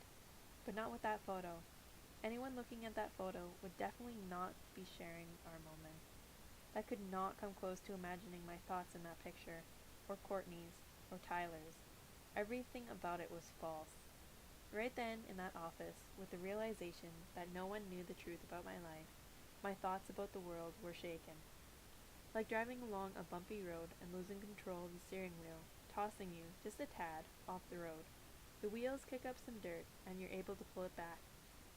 Yet no matter how hard you try, and how much you grip the wheel, no matter how hard you try to drive straight, something keeps jerking you to the side. You have so little control over anything anymore, and at some point the struggle becomes too much, too tiring, and you consider letting go, allowing tragedy, or whatever, to happen. In that picture, I'm sure Courtney was wearing a beautiful smile. Fake, but beautiful. See, Courtney? Thought she couldn't jerk me around whenever she wanted, but I didn't let that happen. I jerked myself back on the road just long enough to push her off, if only for a moment. But now, the survey. For Valentine's Day. Was this just another chance to get thrown off the road? Was this survey, for the guys who found my name on their list, going to be the excuse they needed to ask me out? And would they be extra excited about doing that because of the rumors that they'd heard? I looked at the slit in the top of the shoebox, too thin to squeeze my fingers through, but I could lift off the top and take up my survey. It'd be so easy. Miss Benson would ask why, and I could pretend I was embarrassed about filling out a love survey. She'd understand. Or I could wait and see. Would most students, as I expected, get their list and just have a good laugh, thinking nothing of it? Or would they use it? Very little, I told myself, could go wrong. The survey was a joke. No one's going to use it. Calm down, Hannah. You're not setting yourself up. But if I was right, if I called it correctly, if I willingly gave someone an excuse to test the rumors about me, well, I don't know. Maybe I'd shrug it off. Maybe I'd get pissed.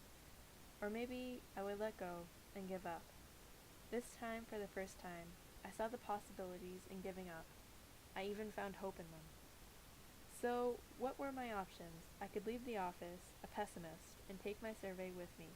Or I could leave it as an optimist and hope for the best. In the end, I walked out of that office with my survey still in the box. Unsure what I was. An optimist? A pessimist? Neither. A fool. "Today's the day," the cheerleader said, cheerful, of course. "Pick up your Oh My Dollar Valentines at the student body office today." I hadn't decided yet if I wanted to find out who the survey matched me up with. With my luck, it'd be a fellow lumberjack. But when I walked up to the office and found no one standing in line, I thought, what the hell? I went up to the counter and started saying my name, but the cheerleader at the counter cut me off. "Thanks for supporting the cheerleaders, Hannah." She tilted her head to one side and smiled. That sounded dumb, right? But I'm supposed to say it to everyone. She typed my name into the computer, hit enter, and asked how many names I wanted, 1 or 5. I placed a $5 bill on the counter. She hit the number 5 key and printed on my side of the counter, spit out my list. She told me they put the printer on our side so the cheerleaders wouldn't be tempted to peek at our names, so people wouldn't feel embarrassed by who they got. I told her that was a good idea and started looking over my list. So, the cheerleader said, "Who'd you get?" She was joking, of course. Half joking. I placed my list on the counter for her to see. "Not bad," she said. "Ooh, I like this one." I agreed that it wasn't a bad list, but not wonderful either. She lifted her shoulders and called my list a shrugger. Then she let me in on a little secret. It wasn't the most scientific of surveys. We both agreed that 2 names on the list matched me fairly well.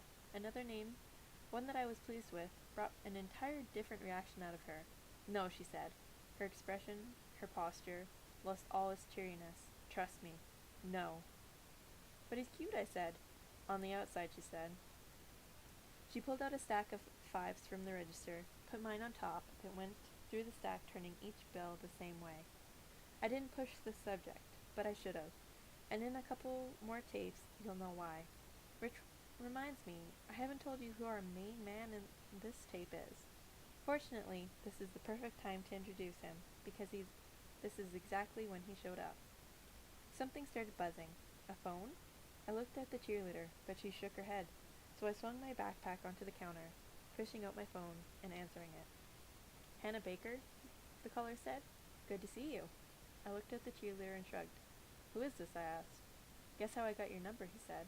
I told them that I hated guessing games, so he told me. "I paid for it." "You paid for my phone number."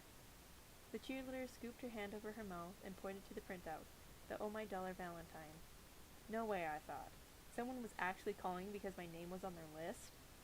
Kind of exciting, yes, but kind of weird at the same time.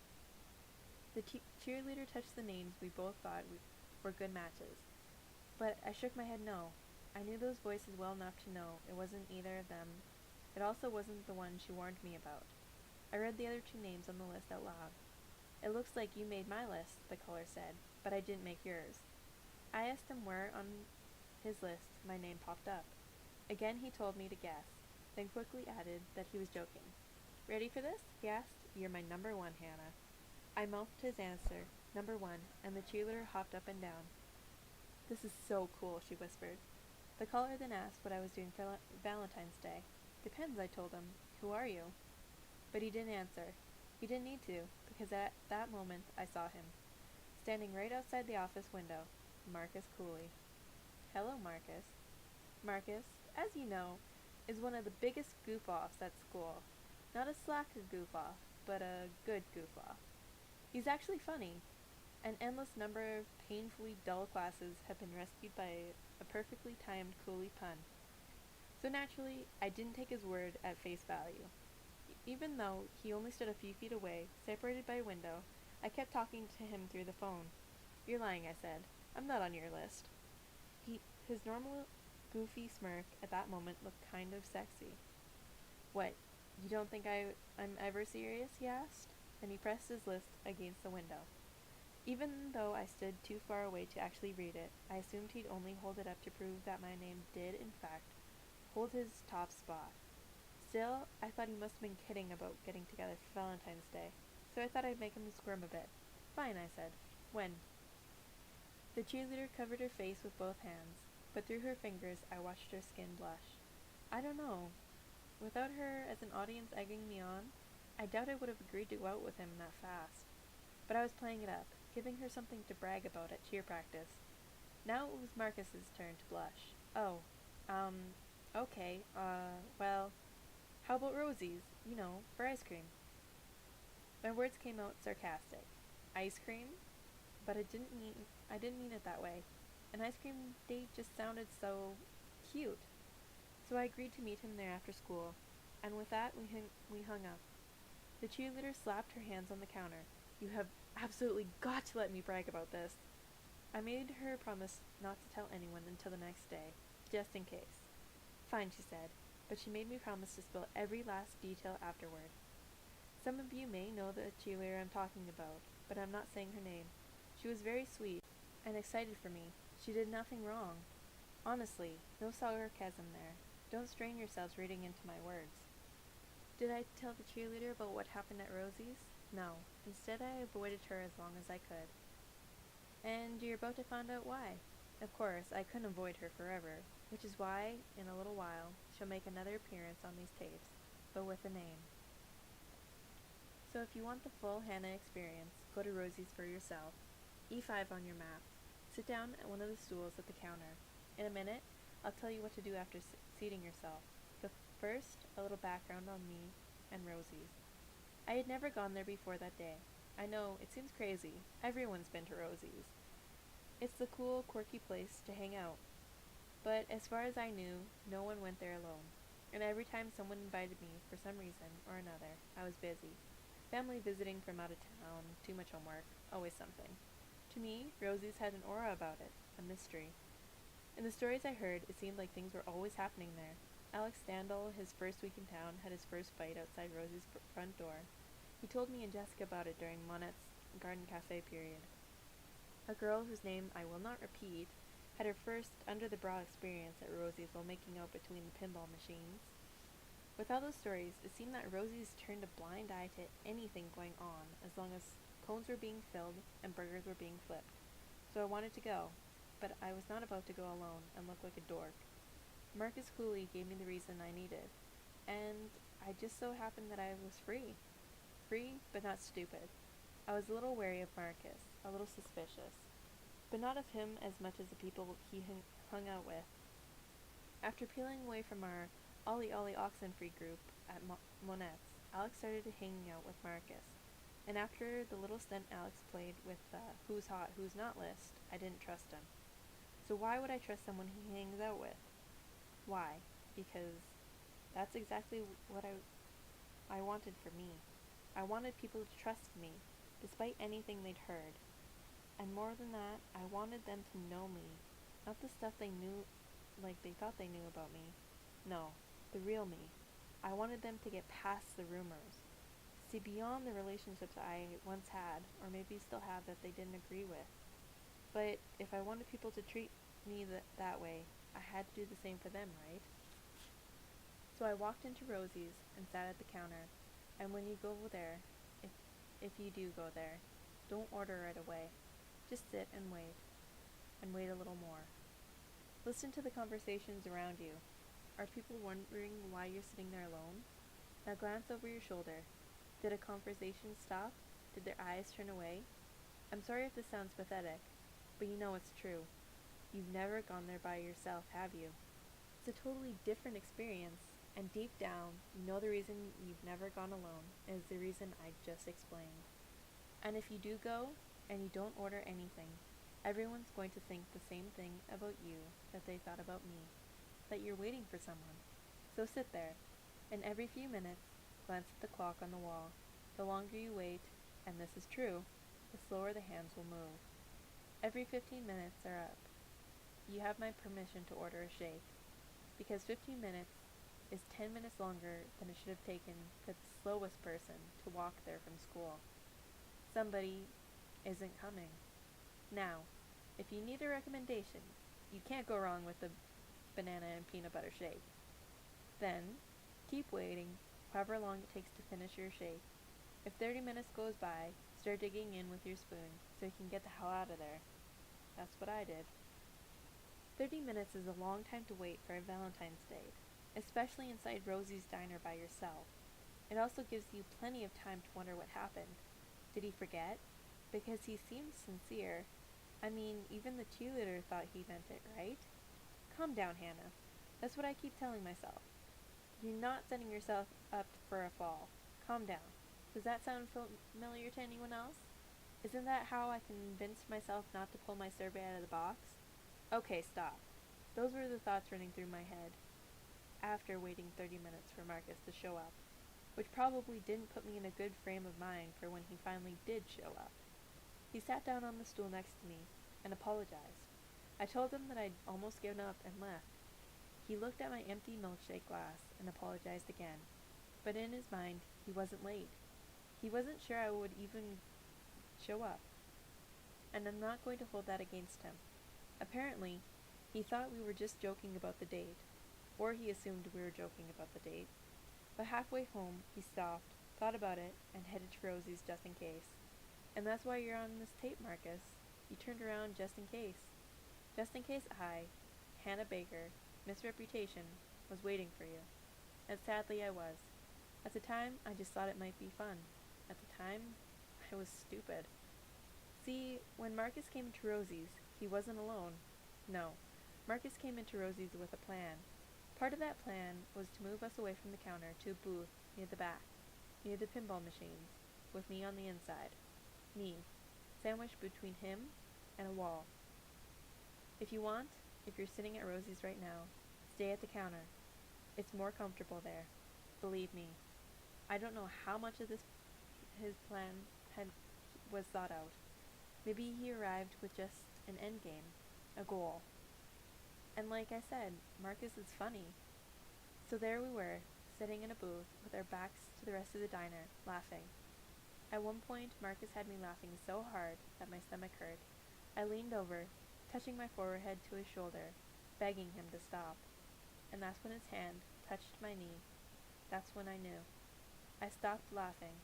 I nearly stopped breathing, but I kept my forehead against his shoulder. There was your hand on my knee, Marcus. From out of nowhere, the same way I was grabbed in the liquor store. What are you doing? I whispered. Do you want me to move it? You asked. I didn't answer. And I didn't move away from you either. It was like you and your shoulder weren't connected anymore. Your shoulder was just a prop to rest my head against while I figured things out, and I couldn't look away as your fingertips caressed my knee and started moving up. Why are you doing that? I asked. Your shoulder rotated, and I lifted my head, but now your arm was behind my back and pulling me closer, and your other hand was touching my leg, my upper thigh. I looked over the back of the booth, to the other booths, to the counter, trying to catch someone's eye, and a few people glanced over, but they all turned away. Below the table, my fingers were fighting to pry your fingers off, to loosen your grip, to push you away, and I didn't want to yell. It wasn't to that level yet, but my eyes were begging for help. But everyone turned away. No one asked if there was a problem. Why? Were they being polite? Was that it, Zach? Were you just being polite? Stop it, I said, and I knew you heard me, because with me looking over the backrest, my mouth was just inches away from your ear. Stop it. Don't worry, you said, and maybe you knew your time was short, because your hand immediately slid up to my thigh, all the way up. So I rammed both my hands into your side, throwing you to the floor. Now, when someone falls out of a booth, it's kind of funny. It just is. So you'd think people would have started laughing, unless, of course, they knew it wasn't an accident. So they knew something was going on in that booth.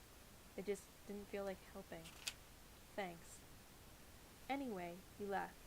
You didn't storm out. You called me a tease, loud enough for everyone to hear, and walked out.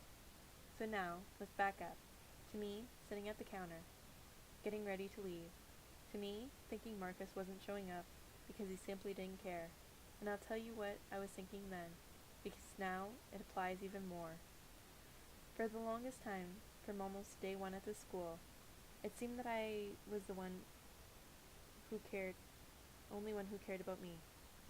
Put all of your heart into getting that first kiss, only to have it thrown in your face.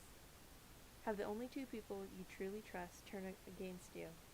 Have one of them use you to get back at the other, then be accused of betrayal. Are you getting it now? Am I going too fast? Well, keep up. Let someone take away any sense of privacy or security you might still possess, then have someone use that insecurity to satisfy their own twisted curiosity. Then come to realize that you're making mountains out of molehills. Realize how petty you become.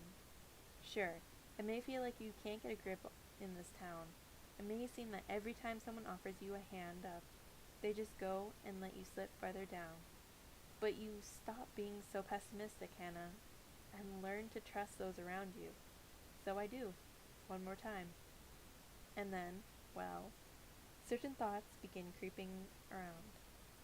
Will I ever get control of my life? Will I always be shoved back and pushed around by those I trust? Will my life ever go where I want it to? The next day, Marcus, I decided something. I decided to find out how people at school might react if one of the students never come back. As the song goes, you are lost and gone forever, oh my darling Valentine. Everyone's favorite class, everyone's favorite required class, is Peer Communications. It's kind of the non-elective elective. Everyone would take it even if it wasn't required, because it's such an easy A. There's very little homework, and don't forget the bonus points for class participation. I mean, they encourage you to yell out in class. What's not to like? After feeling more and more like an outcast, Peer Communications was my safe haven at school. Whenever I walked into that room, I felt like throwing open my arms and shouting, "Ollie, Ollie, Oxenfree." For one period each day, you were not allowed to touch me or snicker behind my back, no matter what the latest rumor. Mrs. Bradley did not appreciate people who snickered. That was rule number 1, day number 1.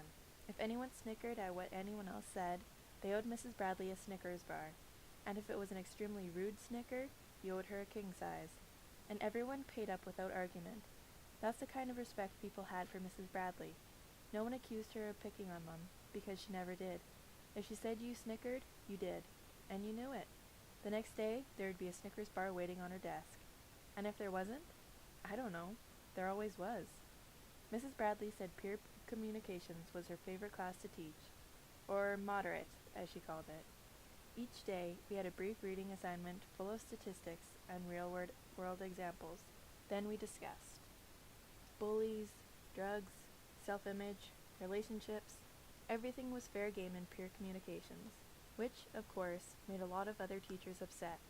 It was a waste of time, they said. They wanted to teach us cold, hard facts. They understood cold, hard facts. They wanted to teach us the meaning of X in relation to pi, as opposed to helping us better understand ourselves and each other. They wanted us to know when the Magna Carta was signed, never mind what it was, as opposed to discussing birth control, which meant that each year, during budget meetings, Peer Communications was on the chopping block. And each year, Mrs. Bradley and the other teachers brought a bunch of students to the school board with examples of how we benefited from the class. Okay, I could go on like this forever, defending Mrs. Bradley, but something happened in that class, didn't it? Otherwise, why would you be listening to me talk about it? Next year, after my little incident, I hope Peer Communications continues. I know. You thought I was going to say something else, didn't you? You thought I was going to say that if the class played a part in my decision, it should be cut. But it shouldn't. No one at school knows what I'm about to tell you. And it wasn't really the class itself that played a part. Even if I never took Peer Communications, the outcome may very have been the same. Or not. I guess that's the point of it all. No one knows for certain how much impact they have on the lives of other people. Oftentimes, we have no clue, yet we push it just the same. At the back of Mrs. Bradley's classroom stood a wire book rack, the kind you spin, the kind that holds paperback novels in the supermarket. But this rack never held any books. Instead, at the beginning of the year, each student received a paper lunch bag to decorate with crayons and stickers and stamps. Then we opened our bags and hung them on the rack with a couple pieces of tape. Mrs. Bradley knew people had a difficult time saying nice things to each other, so she devised a way for us to anonymously say what we felt. Did you admire the way so-and-so talked openly about his family? Drop a note in his bag and tell him. Do you understand so-and-so's concern about not passing history? Drop her a note. Tell her you'll think about her as you study for the upcoming test. Do you like his performance in the school play? Do you like her new haircut? If you can, tell them to their face. But if you can't, drop them a note and they'll feel it just the same. And as far as I know, no one ever left a mean or sarcastic note in anyone's bag. We had too much respect for Mrs. Bradley to do that. So, Zach Dempsey, what's your excuse? Don't worry, Zach. You've never left anything mean in my bag. I know that. But what you did do was worse. But first, let's go back a few weeks. Let's go back to Rosie's. I just sat there in the booth where Marcus left me, staring into an empty milkshake glass. His side of the bench was probably still warm because he'd left only a minute ago. When up walked Zach, and down he sat. I pretended not to notice him, not because I had anything against him, but because my heart and my trust were in the process of collapsing, and that collapse created a vacuum in my chest. Like every nerve in my body was withering in, pulling away from my fingers and toes, pulling back and disappearing. I sat, and I thought, and the more I thought, connecting the events in my life, the more my heart collapsed. Zach was sweet. He went on letting me ignore him until it became almost comical. I knew he was there, of course. He was practically staring at me. And eventually, melodramatically, he cleared his throat. I lifted my hand onto the table and touched the base of my glass. That was the only sign he was going to get that I was listening. He asked if I was all right, and I forced myself to nod. But my eyes kept staring at the glass, through the glass, at the spoon. And I kept thinking over and over, is this what it feels like to go insane? I'm sorry, he said, for whatever happened just now. I felt my head continue to nod, as if it was attached to heavy springs. But I couldn't bring myself to tell him that I appreciated his words. He offered to buy me another milkshake, but I gave no response. Was I unable to talk? Or did I just not want to talk? I don't know. Part of me thought he was hitting on me, ready to use the fact that I was now alone to ask me out. As it's not that I completely believed that, but why should I trust him? The waitress dropped off my bill and took the empty glass away. Soon, getting nothing out of me, Zach left a few bucks on the table and returned to his friends. My eyes began tearing up, but I could not break my stare from the small wet circle where the glass had been. If I even tried to utter a single word, I would have lost it. Or had I already lost it? I can tell you this, at that table, the worst thoughts in the world first came into my head. It's there that I first started to consider a word that I cannot say. I know you tried to come to my rescue, Zach, but we all know that's not why you're on this tape. So I've got one question before we continue. When you try rescuing someone and discover they can't be reached, why would you ever throw that back in their face? For the past several days or weeks or however long it took you to get these tapes, Zach, you probably thought no one would find out. You probably got sick to your stomach when you heard what I did. But the more time that went by, the better you felt. Because the more time that went by, the more likely your secret died with me. No one knew. No one would ever find out. Let me ask you, Zach, did you think I turned you down at Rosie's? I mean, you never got around to asking me out, so I couldn't officially turn you down, right? So what was it? Embarrassment? Let me guess. You told your friends to watch while you put the moves on me, and then I hardly responded. Or was it a dare? Did they dare you to ask me out? When I broke out of my daze, and before I left, I listened in on you and your friends. They're teasing me for not getting that date you assured them was in the bag. I will give you credit where it's due, Zach. You could have gone back to your friends and said, Hannah's a freak. Look at her. She's staring into Neverland. Instead, you took the teasing. But you must have a slow boil, getting more and more angry, taking it more and more personally, the longer you thought about my non-responsiveness. And you chose to get back at me in the most childish of ways. You stole my paper bag notes of encouragement. So what tipped me off? It's simple, really. Everyone else was getting notes. Everyone. And for the most insignificant of things. Anytime someone even got a haircut, they got a bunch of notes. And there were people in that class I considered friends, who would have put something in my bag after I chopped off most of my hair. Come to think of it, I cut my hair the very day Marcus Cooley and I met at Rosie's. Wow, that's weird. All those warning signs they tell us to watch for, they're true. I went straight from Rosie's to get my hair cut. I needed a change. Just like they said, so I changed my appearance. The only thing I still had control over. Amazing. I'm not sure the school had psychologists come in loaded with handouts telling you what to look for in students who might be considering. No. Like I said before, I can't say it. The next day, when I found my bag empty, I knew something was up. At least, I thought something was up. The first few months of class I received maybe 4 or 5 notes. But suddenly, after the telltale haircut, nothing. So after my haircut, I waited a week. Then 2 weeks. Then 3 weeks. Nothing. It was time to find out what was going on, so I wrote myself a note. Hannah, the note said, liked the new haircut, so I didn't tell you sooner, and for good measure, I added a purple smiley face. To avoid the major embarrassment of getting caught leaving myself a note, I also wrote a note for the bag next to mine. And after class, I walked to the book rack and made a show of dropping a note in that other bag. Then I casually ran my hand around the inside of my bag, pretending to check for notes. And I say pretending because I knew it would be empty. And the next day, nothing in my bag. The note was gone.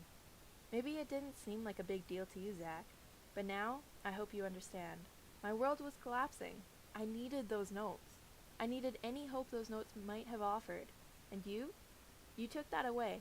You decided I didn't deserve to have it. So, Zach, how many notes did you take? How many notes were there that I never got to read? And did you read them? I hope so. At least someone should know what people really think of me. I admit, during class discussions, I didn't open up much. But when I did anyone thank me for dropping a note in my bag? That would have been nice to know. In fact, it might have encouraged me to open up more. The day my self-written note went missing, I stood outside the classroom door and started talking to someone I'd never spoken with before. I looked over her shoulder every few seconds, watching the other students check their bags for notes. That sure looked like a lot of fun, Zach. And that's when I caught you. With a single finger, you touched the lip of my bag and tilted it down just enough to peek inside. Nothing. So you headed towards the door without checking your own bag, which I found very interesting. Of course, that didn't prove anything. Maybe you just liked seeing who was getting notes and who wasn't, with a particular interest in me. So the next day, I came into Mrs. Bradley's room during lunch. I took my paper bag off the rack and reattached it with the tiniest sliver of paper and tape. Inside, I placed a little note, folded in half. Again, when class was over, I waited outside and watched. But I didn't talk to anyone this time. I just watched. You touched the lip of my bag, saw the note, and reached in. The bag fell to the floor, and your face turned bright red. But you bent down and scooped it up anyway. And my reaction? Disbelief. I mean, I saw it. I expected it even. But I still couldn't believe it.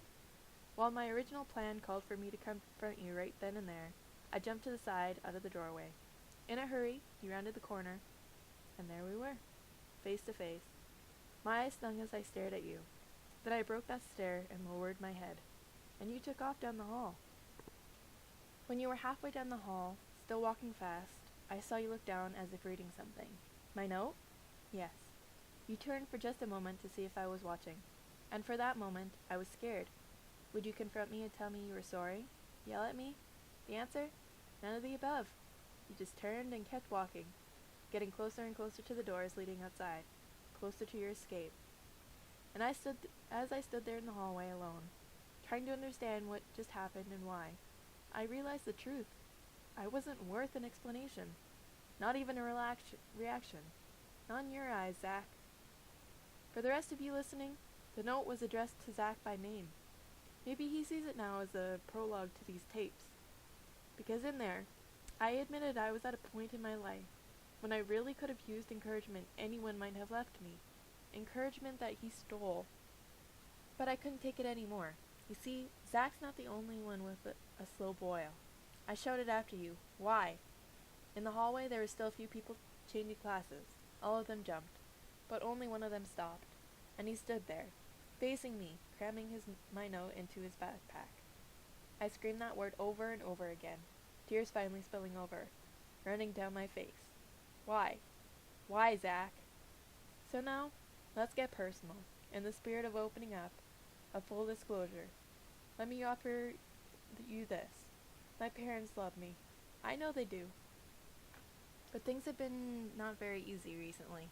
Not for about a year. Not since you know what opened outside of town. When that happened, my parents became distant. There was suddenly a lot for them to think about. A lot of pressure to make ends meet. I mean, they talked to me, but not like before. When I cut my hair, my mom didn't even notice.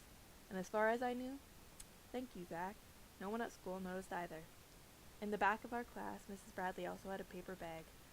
It hung with the rest of ours on the spinning book rack. We could use it, and she encouraged it, for notes about her teaching, critical or otherwise. She also wanted us to recommend topics for future discussion. So I did just that. I wrote a note to Mrs. Bradley that read, "Suicide. It's something I've been thinking about. Not seriously, but I've been thinking about it." That's the note. word for word. I know it's word for word because I wrote it dozens of times before delivering it. I'd written it, thrown it away, write it, crumple it up, throw it away. But why was I writing it to begin with? I asked myself that question every time I printed the words onto a new sheet of paper. Why was I writing this note? It was a lie. I hadn't been thinking about it. Not really. Not in detail. The thought would have come into my head, and I'd push it away. But I pushed it away a lot, and it was a subject we never discussed in class. But I was sure more people than me have just thought about it, right? So why not discuss it as a group? Or deep down, maybe there was more. Maybe I wanted someone to figure out who wrote the note and secretly come to my rescue. Maybe. I don't know. But I was careful never to give myself away. Except I did give myself away to you, Zach. You knew I wrote that note in Mrs. Bradley's bag. You had to. She took it out of her bag and she read it the day after I caught you. The day after I had that meltdown in the hallway.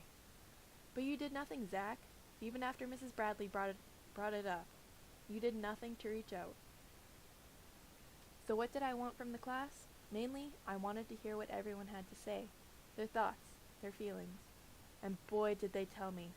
One person said it was going to be hard to help without knowing why the person wanted to kill himself. And yes, I refrained from saying, or herself, it could be a girl. Then others started chiming in. If they're lonely, we could invite them to sit with us at lunch. If it's grades, we can tutor them. If it's their home life, maybe we can, I don't know, get them counseling or something. But everything they said, everything, came tinged with annoyance. Then one of the girls, her name doesn't matter here, said what everyone else was thinking. It's like whoever wrote this note just wants attention. If they were serious, they would have told us who they were. I couldn't believe it. In the past, Mrs. Bradley had notes dropped in her bag suggesting group discussions on abortion, family violence, cheating, on boyfriends, girlfriends, on tests. No one then insisted on knowing who wrote those topics, but for some reason, they refused to have a discussion on suicide without specifics. For 10 minutes or so, Mrs. Bradley rattled off statistics, local statistics, that surprised us all. Because we're juveniles, she said, as long as the suicide didn't occur in a public place with witnesses, they probably wouldn't report it in the news. And no parent wants people to know that their child, the child they raised, took his or her own life. So people oftentimes led to believe it was an accident. The downside being that no one knows what's really going on with the people in their community. That said, a thorough discussion did not begin in our class. Were they just being nosy, or did they really think that knowing specifics was the best way to help? I'm not sure. A little both, maybe. And truthfully, I don't know what they would have said to sway me either way, because maybe I was being selfish. Maybe I was just looking for attention. Maybe I just wanted to hear people discuss me and my problems. Or maybe I wanted someone to point a finger at me and say, Hannah, are you thinking about killing yourself? Please don't do that, Hannah. Please? But deep down, the truth was that only person saying that was me. Deep down, those were my words. At the end of class, Mrs. Bradley passed out a flyer called The Warning Signs of a Suicidal Individual. Guess what was right up there in top 5? A sudden change in appearance. I tugged on the ends of my newly chopped hair. Who knew I was so predictable? Would you want the ability to hear other people's thoughts? Of course you would. Everyone answers yes to that question, until they think it all the way through. For example, what if other people could hear your thoughts? What if they could hear your thoughts right now? Sometimes we have thoughts that even we don't understand. Thoughts that aren't even true, that aren't really how we feel, but they're running through our heads anyway, because they're interesting to think about. If you could hear other people's thoughts, you'd overhear things that are true, as well as things that are completely random, and you wouldn't know one from the other. It'd drive you insane. What's true, what's not, a million ideas, but what do they mean? That's what I love about poetry. The more abstract, the better. The stuff where you're not sure what the poet's talking about. You may have an idea, but you can't be sure. Not 100%. Each word, specifically chosen, could have a million different meanings. Is it a stand-in, a symbol for another idea? Does it fit it into a larger, more hidden metaphor? I hated poetry until someone showed me how to appreciate it. He told me to see poetry as a puzzle. It's up to the reader to decipher the code, or the words, based on everything they know about life and emotions. Did the poet use red to symbolize blood, anger, lust? Or is the wheelbarrow simply red because red sounded better than black? The same person who taught me to appreciate poetry also taught me the value in writing it. And honestly, there is no better way to explore your emotions than with poetry. If you're angry, you don't have to write a poem dealing with the cause of your anger, but it needs to be an angry poem. So go ahead, write one. I know you're at least a little bit angry with me. And when you're done with your poem, decipher it as if you just found it printed in a textbook and know absolutely nothing about its author. The results can be amazing and scary, but it's always cheaper than a therapist. I did that for a while. Poetry, not a therapist. I bought a spiral notebook to keep all of my poems in one place. A couple days a week after school, I'd go to Monette's and write a poem or two. My first few attempts were a bit sad. Not much depth or subtlety. Pretty straightforward. But still, some came out fairly well. At least I think they did. Then, without even trying, I memorized the very first poem in that notebook. And no matter how hard I try, I can't seem to shake it from my head, even today. So here it is, for your appreciation, or amusement. If my love were an ocean, there would be no more land. If my love were a desert, you would see only sand. If my love were a star, late at night, only light. And if my love could grow wings, I'd be soaring in flight. Go ahead, laugh. But no, you'd buy it if you saw it on a greeting card. Just knowing I'd be going to Monette's to write poetry made the days more bearable. Something funny, shocking, or hurtful might happen, and I'd think, this is going to make for one interesting poem. As I tell you these stories, I'm discovering certain things about myself, yes, but also about you, all of you. And the closer we get to the end, the more connection I'm discovering, deep connections, some that I've told you about, linking one story to the next, while others I haven't told you all about at all. Maybe you're even discovering some connections that I haven't. Maybe you're one step ahead of the poet. And when I say my final words, well, probably not my final words, the last words on these tapes, I'm going to be one tight, one connected, emotional ball of words. In other words, a poem. Looking back, I stopped writing in my notebook when I stopped wanting to know myself anymore. If you hear a song that makes you cry, and you don't want to cry anymore, you don't listen to that song anymore. But you can't get away from yourself. You can't decide not to see yourself anymore. You can't decide to turn off the noise in your head. Sometimes I would stop by Monette's for a hot chocolate on my way home. I'd start my homework, or sometimes I'd read, but I wasn't writing poetry anymore. I needed a break. From myself. But I loved poetry. I missed it. And one day, after several weeks, I decided to go back to it. I decided to use poetry to make myself happy. Happy poems. Bright and happy sunshine poems. Happy, happy, happy. Like the two women pictured on the flyer at Monette's. They taught a free course called Poetry to Love Life. They promised to teach not only how to love poetry, but through poetry, how to better love ourselves. Sign me up. D7 on your map. The community room at the public library. The poetry class began at the same time the last bell rang at school, so I'd race over there and try to make it without being too late. But even when I was late, everyone seemed happy to have me there, to provide the feminine team perspective, they called it. Imagine 10 or 12 orange chairs arranged in a circle, with the happy women from the flyer sitting at opposite ends. The only problem was, from day one, they weren't happy. Someone, whoever made that flyer, must have digitally turned their frowns upside down. They wrote about death, about the evilness of men, about the destruction of, and I quote, the greenish-bluish orb with wisps of white. Seriously, that's how they described it.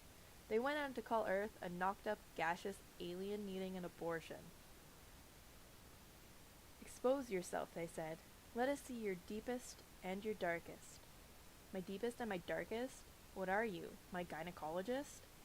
So many times I wanted to raise my hand and say, So, when do we get to the happy stuff? The stuff about loving life? You know, poetry to love life? That's what the flyer said. That's why I'm here. In the end, I only made it through 3 of those poetry groups. But something did come out of it. Something good? I wonder. See, someone else was in that group. Another high schooler with a perspective adored by the older poets. Who was it? The editor of our school's very own Lost and Found Gazette. You know who I'm talking about, and I'm sure you, Mr. Editor, can't wait for me to say your name out loud. So here you go, Ryan Shaver. The truth shall be revealed. You've known this for a while, Ryan. I'm sure of it. At the very first mention of poetry, you knew this one was about you. You had to. Though I'm sure you must have thought, this can't be why I'm on the tapes. It wasn't a big deal. Remember, this is one tight, well-connected, emotional ball I'm constructing here. Would you like to hear the last poem I wrote before quitting poetry? Before quitting poetry for good? No? Fine. But you've already read it. It's very popular at our school. Some of you may recall it now. Not word for word, but you know what I'm talking about. The Lost and Found Gazette, Ryan's semi-annual collection of items found lying around campus. Like a love letter tossed under a desk, never discovered by its intended love. If Ryan found it, he'd scratch out the giveaway names and scan it for use in an upcoming gazette. Photographs that fell out of binders, he scanned them too. History notes covered in doodles by an extremely bored student, he scanned them. Some people may wonder how Ryan found so many interesting items to scan.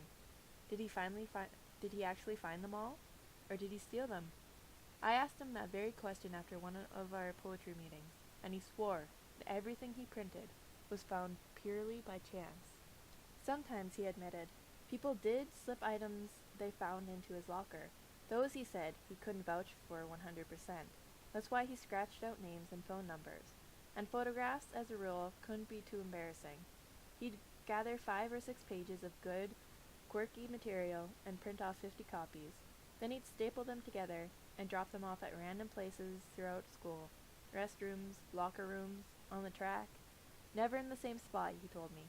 He thought it was fitting for people to stumble across his magazine of stumbled across items. But guess what? My poem? He stole it. Each week after our poetry group, Ryan and I would sit on the library steps and talk. That first week, we simply laughed about the poems the other people had written and read. We laughed about how depressing they all were. Wasn't this supposed to make us happy, he asked. Apparently he signed up for the same thing as me. After the second week of class, we sat on those library steps and read some of our poems to each other. Poems we'd written at different points in our lives. But only happy poems. Poems about loving life. Poems we would never read to that depression-loving group of miserable poets inside. And, as poets never do, we explained ourselves, line for line. The third week, we took the biggest chance of all and handed each other our entire notebooks of poetry. Wow, that took a lot of courage. For me, definitely. I'm sure for you too, Ryan. And for the next 2 hours, with the sun going down, we sat at those concrete steps, turning pages. His handwriting was horrible, and it took me a bit longer to read through his poems. But they were amazing, much deeper than any of mine. His stuff sounded like real poetry, professional poetry, and someday, I'm sure of it, kids will be forced to analyze his poems out of a textbook. Of course, I had no idea what his poems meant. Not exactly, but I felt the emotions precisely. They were absolutely beautiful, and I almost felt ashamed at what he must have been thinking as he went through my notebook. Because reading through his, I realized how little I'd spent on mine. I should have taken the time to choose better words, more emotional words. But one of my poems grabbed him, and he wanted to know more about it, like when I wrote it. But I didn't tell him. I wrote it the same day a group of students got angry that someone had the nerve to ask for help regarding suicide. Remember why they got upset? Because whoever wrote the note didn't sign her name. So Ryan wanted to know why I wrote the poem. With that one, I told him the poem had to speak for itself, but I was interested in knowing what he thought it meant. On the surface, he said, the poem was about acceptance. Acceptance from my mother. But more than that, I wanted her approval. And I wanted certain people, in this case a boy, boy to stop overlooking me. I asked if he thought it meant anything deeper. Part of me was joking. I thought he'd figured out my poem exactly, but I wanted to know what a teacher assigning the poem might want his or her students to discover, because teachers always overdo it. But you found it, Ryan. You found the hidden meaning. You found what even I couldn't find in my own poem. The poem wasn't about my mom, you said, or a boy. It was about me. I was writing a letter to myself, hidden in a poem. I flinched when you told me that. I got defensive, even angry, but you were right, and I felt scared and sad by my own words. You told me I wrote that poem because I was afraid of dealing with myself, and I used my mom as an excuse, accusing her of not appreciating or accepting me, when I should have been saying those words into a mirror.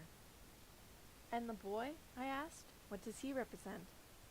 While I waited for your answer, I searched my backpack for a tissue. At any moment, I knew I might cry. You told me that no boy was overlooking me more than I was overlooking myself. At least that's what you thought it meant. And that's why you asked about the poem. You felt it went deeper than even you could figure out. Well, Ryan, you were right. It went much, much deeper than that.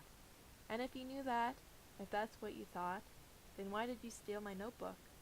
Why did you print my poem, the poem that you yourself called scary, in the Lost and Found? Why did you let other people read it? It was never a lost poem, Ryan, and you never found it, so it did not belong in your collection. But in your collection is exactly where other people found it. That's where teachers stumbled across it, right before their lectures on poetry. That's where classrooms full of students cut up my poem, searching for its meaning. Do you know what Mr. Potter said before handing out my poem? He said that reading a poem by an unknown member of our school was the same as reading a classic poem by a dead poet. That's right, a dead poet. Because we couldn't ask either one about its true meaning. Then Mr. Porter waited, hoping someone would fess up to writing it. But that, as you know, never happened. So now you know. And for those of you who need a refresher, here it is, Soul Alone, by Hannah Baker. I meet your eyes. You don't even see me. You hardly respond when I whisper hello. Could be my soulmate, two kindred souls. Maybe we're not. I guess we'll never know. My own mother, you carried me in you. Now you see nothing but what I wear. People ask you how I am doing. You smile and nod. Don't let it end there. Put me underneath God's sky and know me. Don't just see me with your eyes. Take away this mask of flesh and bone and see me, for my soul, alone. And now you know why. So, did your teachers dissect me properly? Were they right?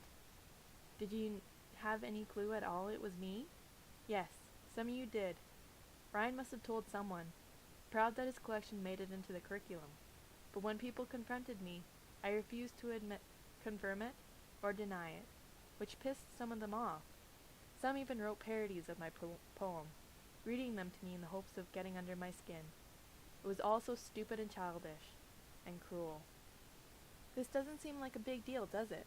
No, maybe not to you, but school hadn't been a safe haven of mine for a long time. And after your photo escapades, Tyler, my home was no longer secure.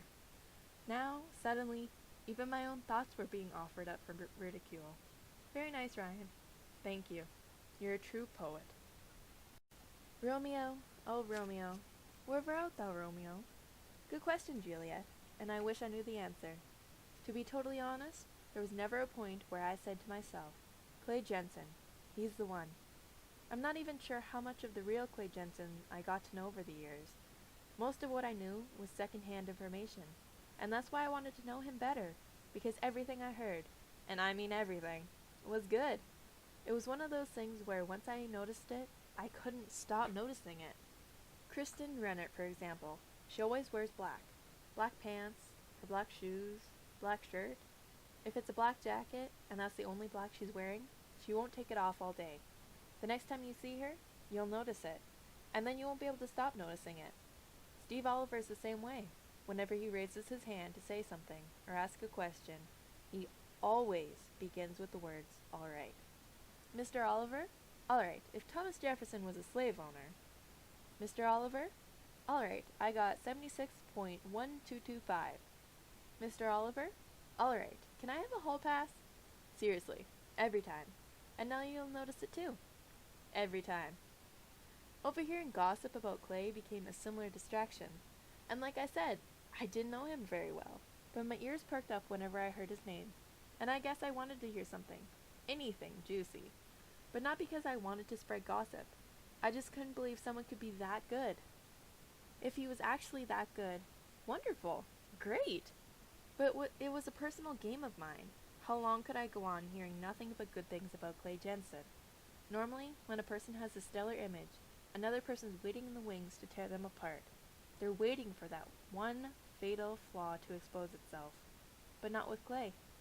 I hope this tape doesn't make you run out and dig that deep, dark, and dirty secret of his, which I'm sure is there. At least one or two of them, right? But wait, isn't that what you're doing, Hannah? You're setting him up as Mr. Perfect, only to tear him down? You, Hannah Baker, were the one waiting in the wings, waiting for a flaw, and you found it. And now you can't wait to tell everyone what it is and ruin his image. To which I say, no. And I hope you're not disappointed. I hope you aren't just listening, salivating for gossip. I hope these tapes mean more to you than that. Clay, honey, your name does not belong on this list. You don't belong in the same way as the others. It's like that song. One of these things is not like the others. One of these things just doesn't belong. And that's you, Clay. Because you need to be here if I'm going to tell my story. To tell it more completely. Yes, there are some major gaps in my story. Some parts I just couldn't figure out how to tell, or couldn't bring myself to say out loud. Events I haven't come to grips with, that I'll never come to grips with. And if I never have to say them out loud, then I never have to think them all the way through. But does that diminish any of your stories? Are your stories any less meaningful because I'm not telling you everything? Actually, it magnifies them. You don't know what went on in the rest of my life. At home, even at school. You don't know what goes on in anyone's life but your own.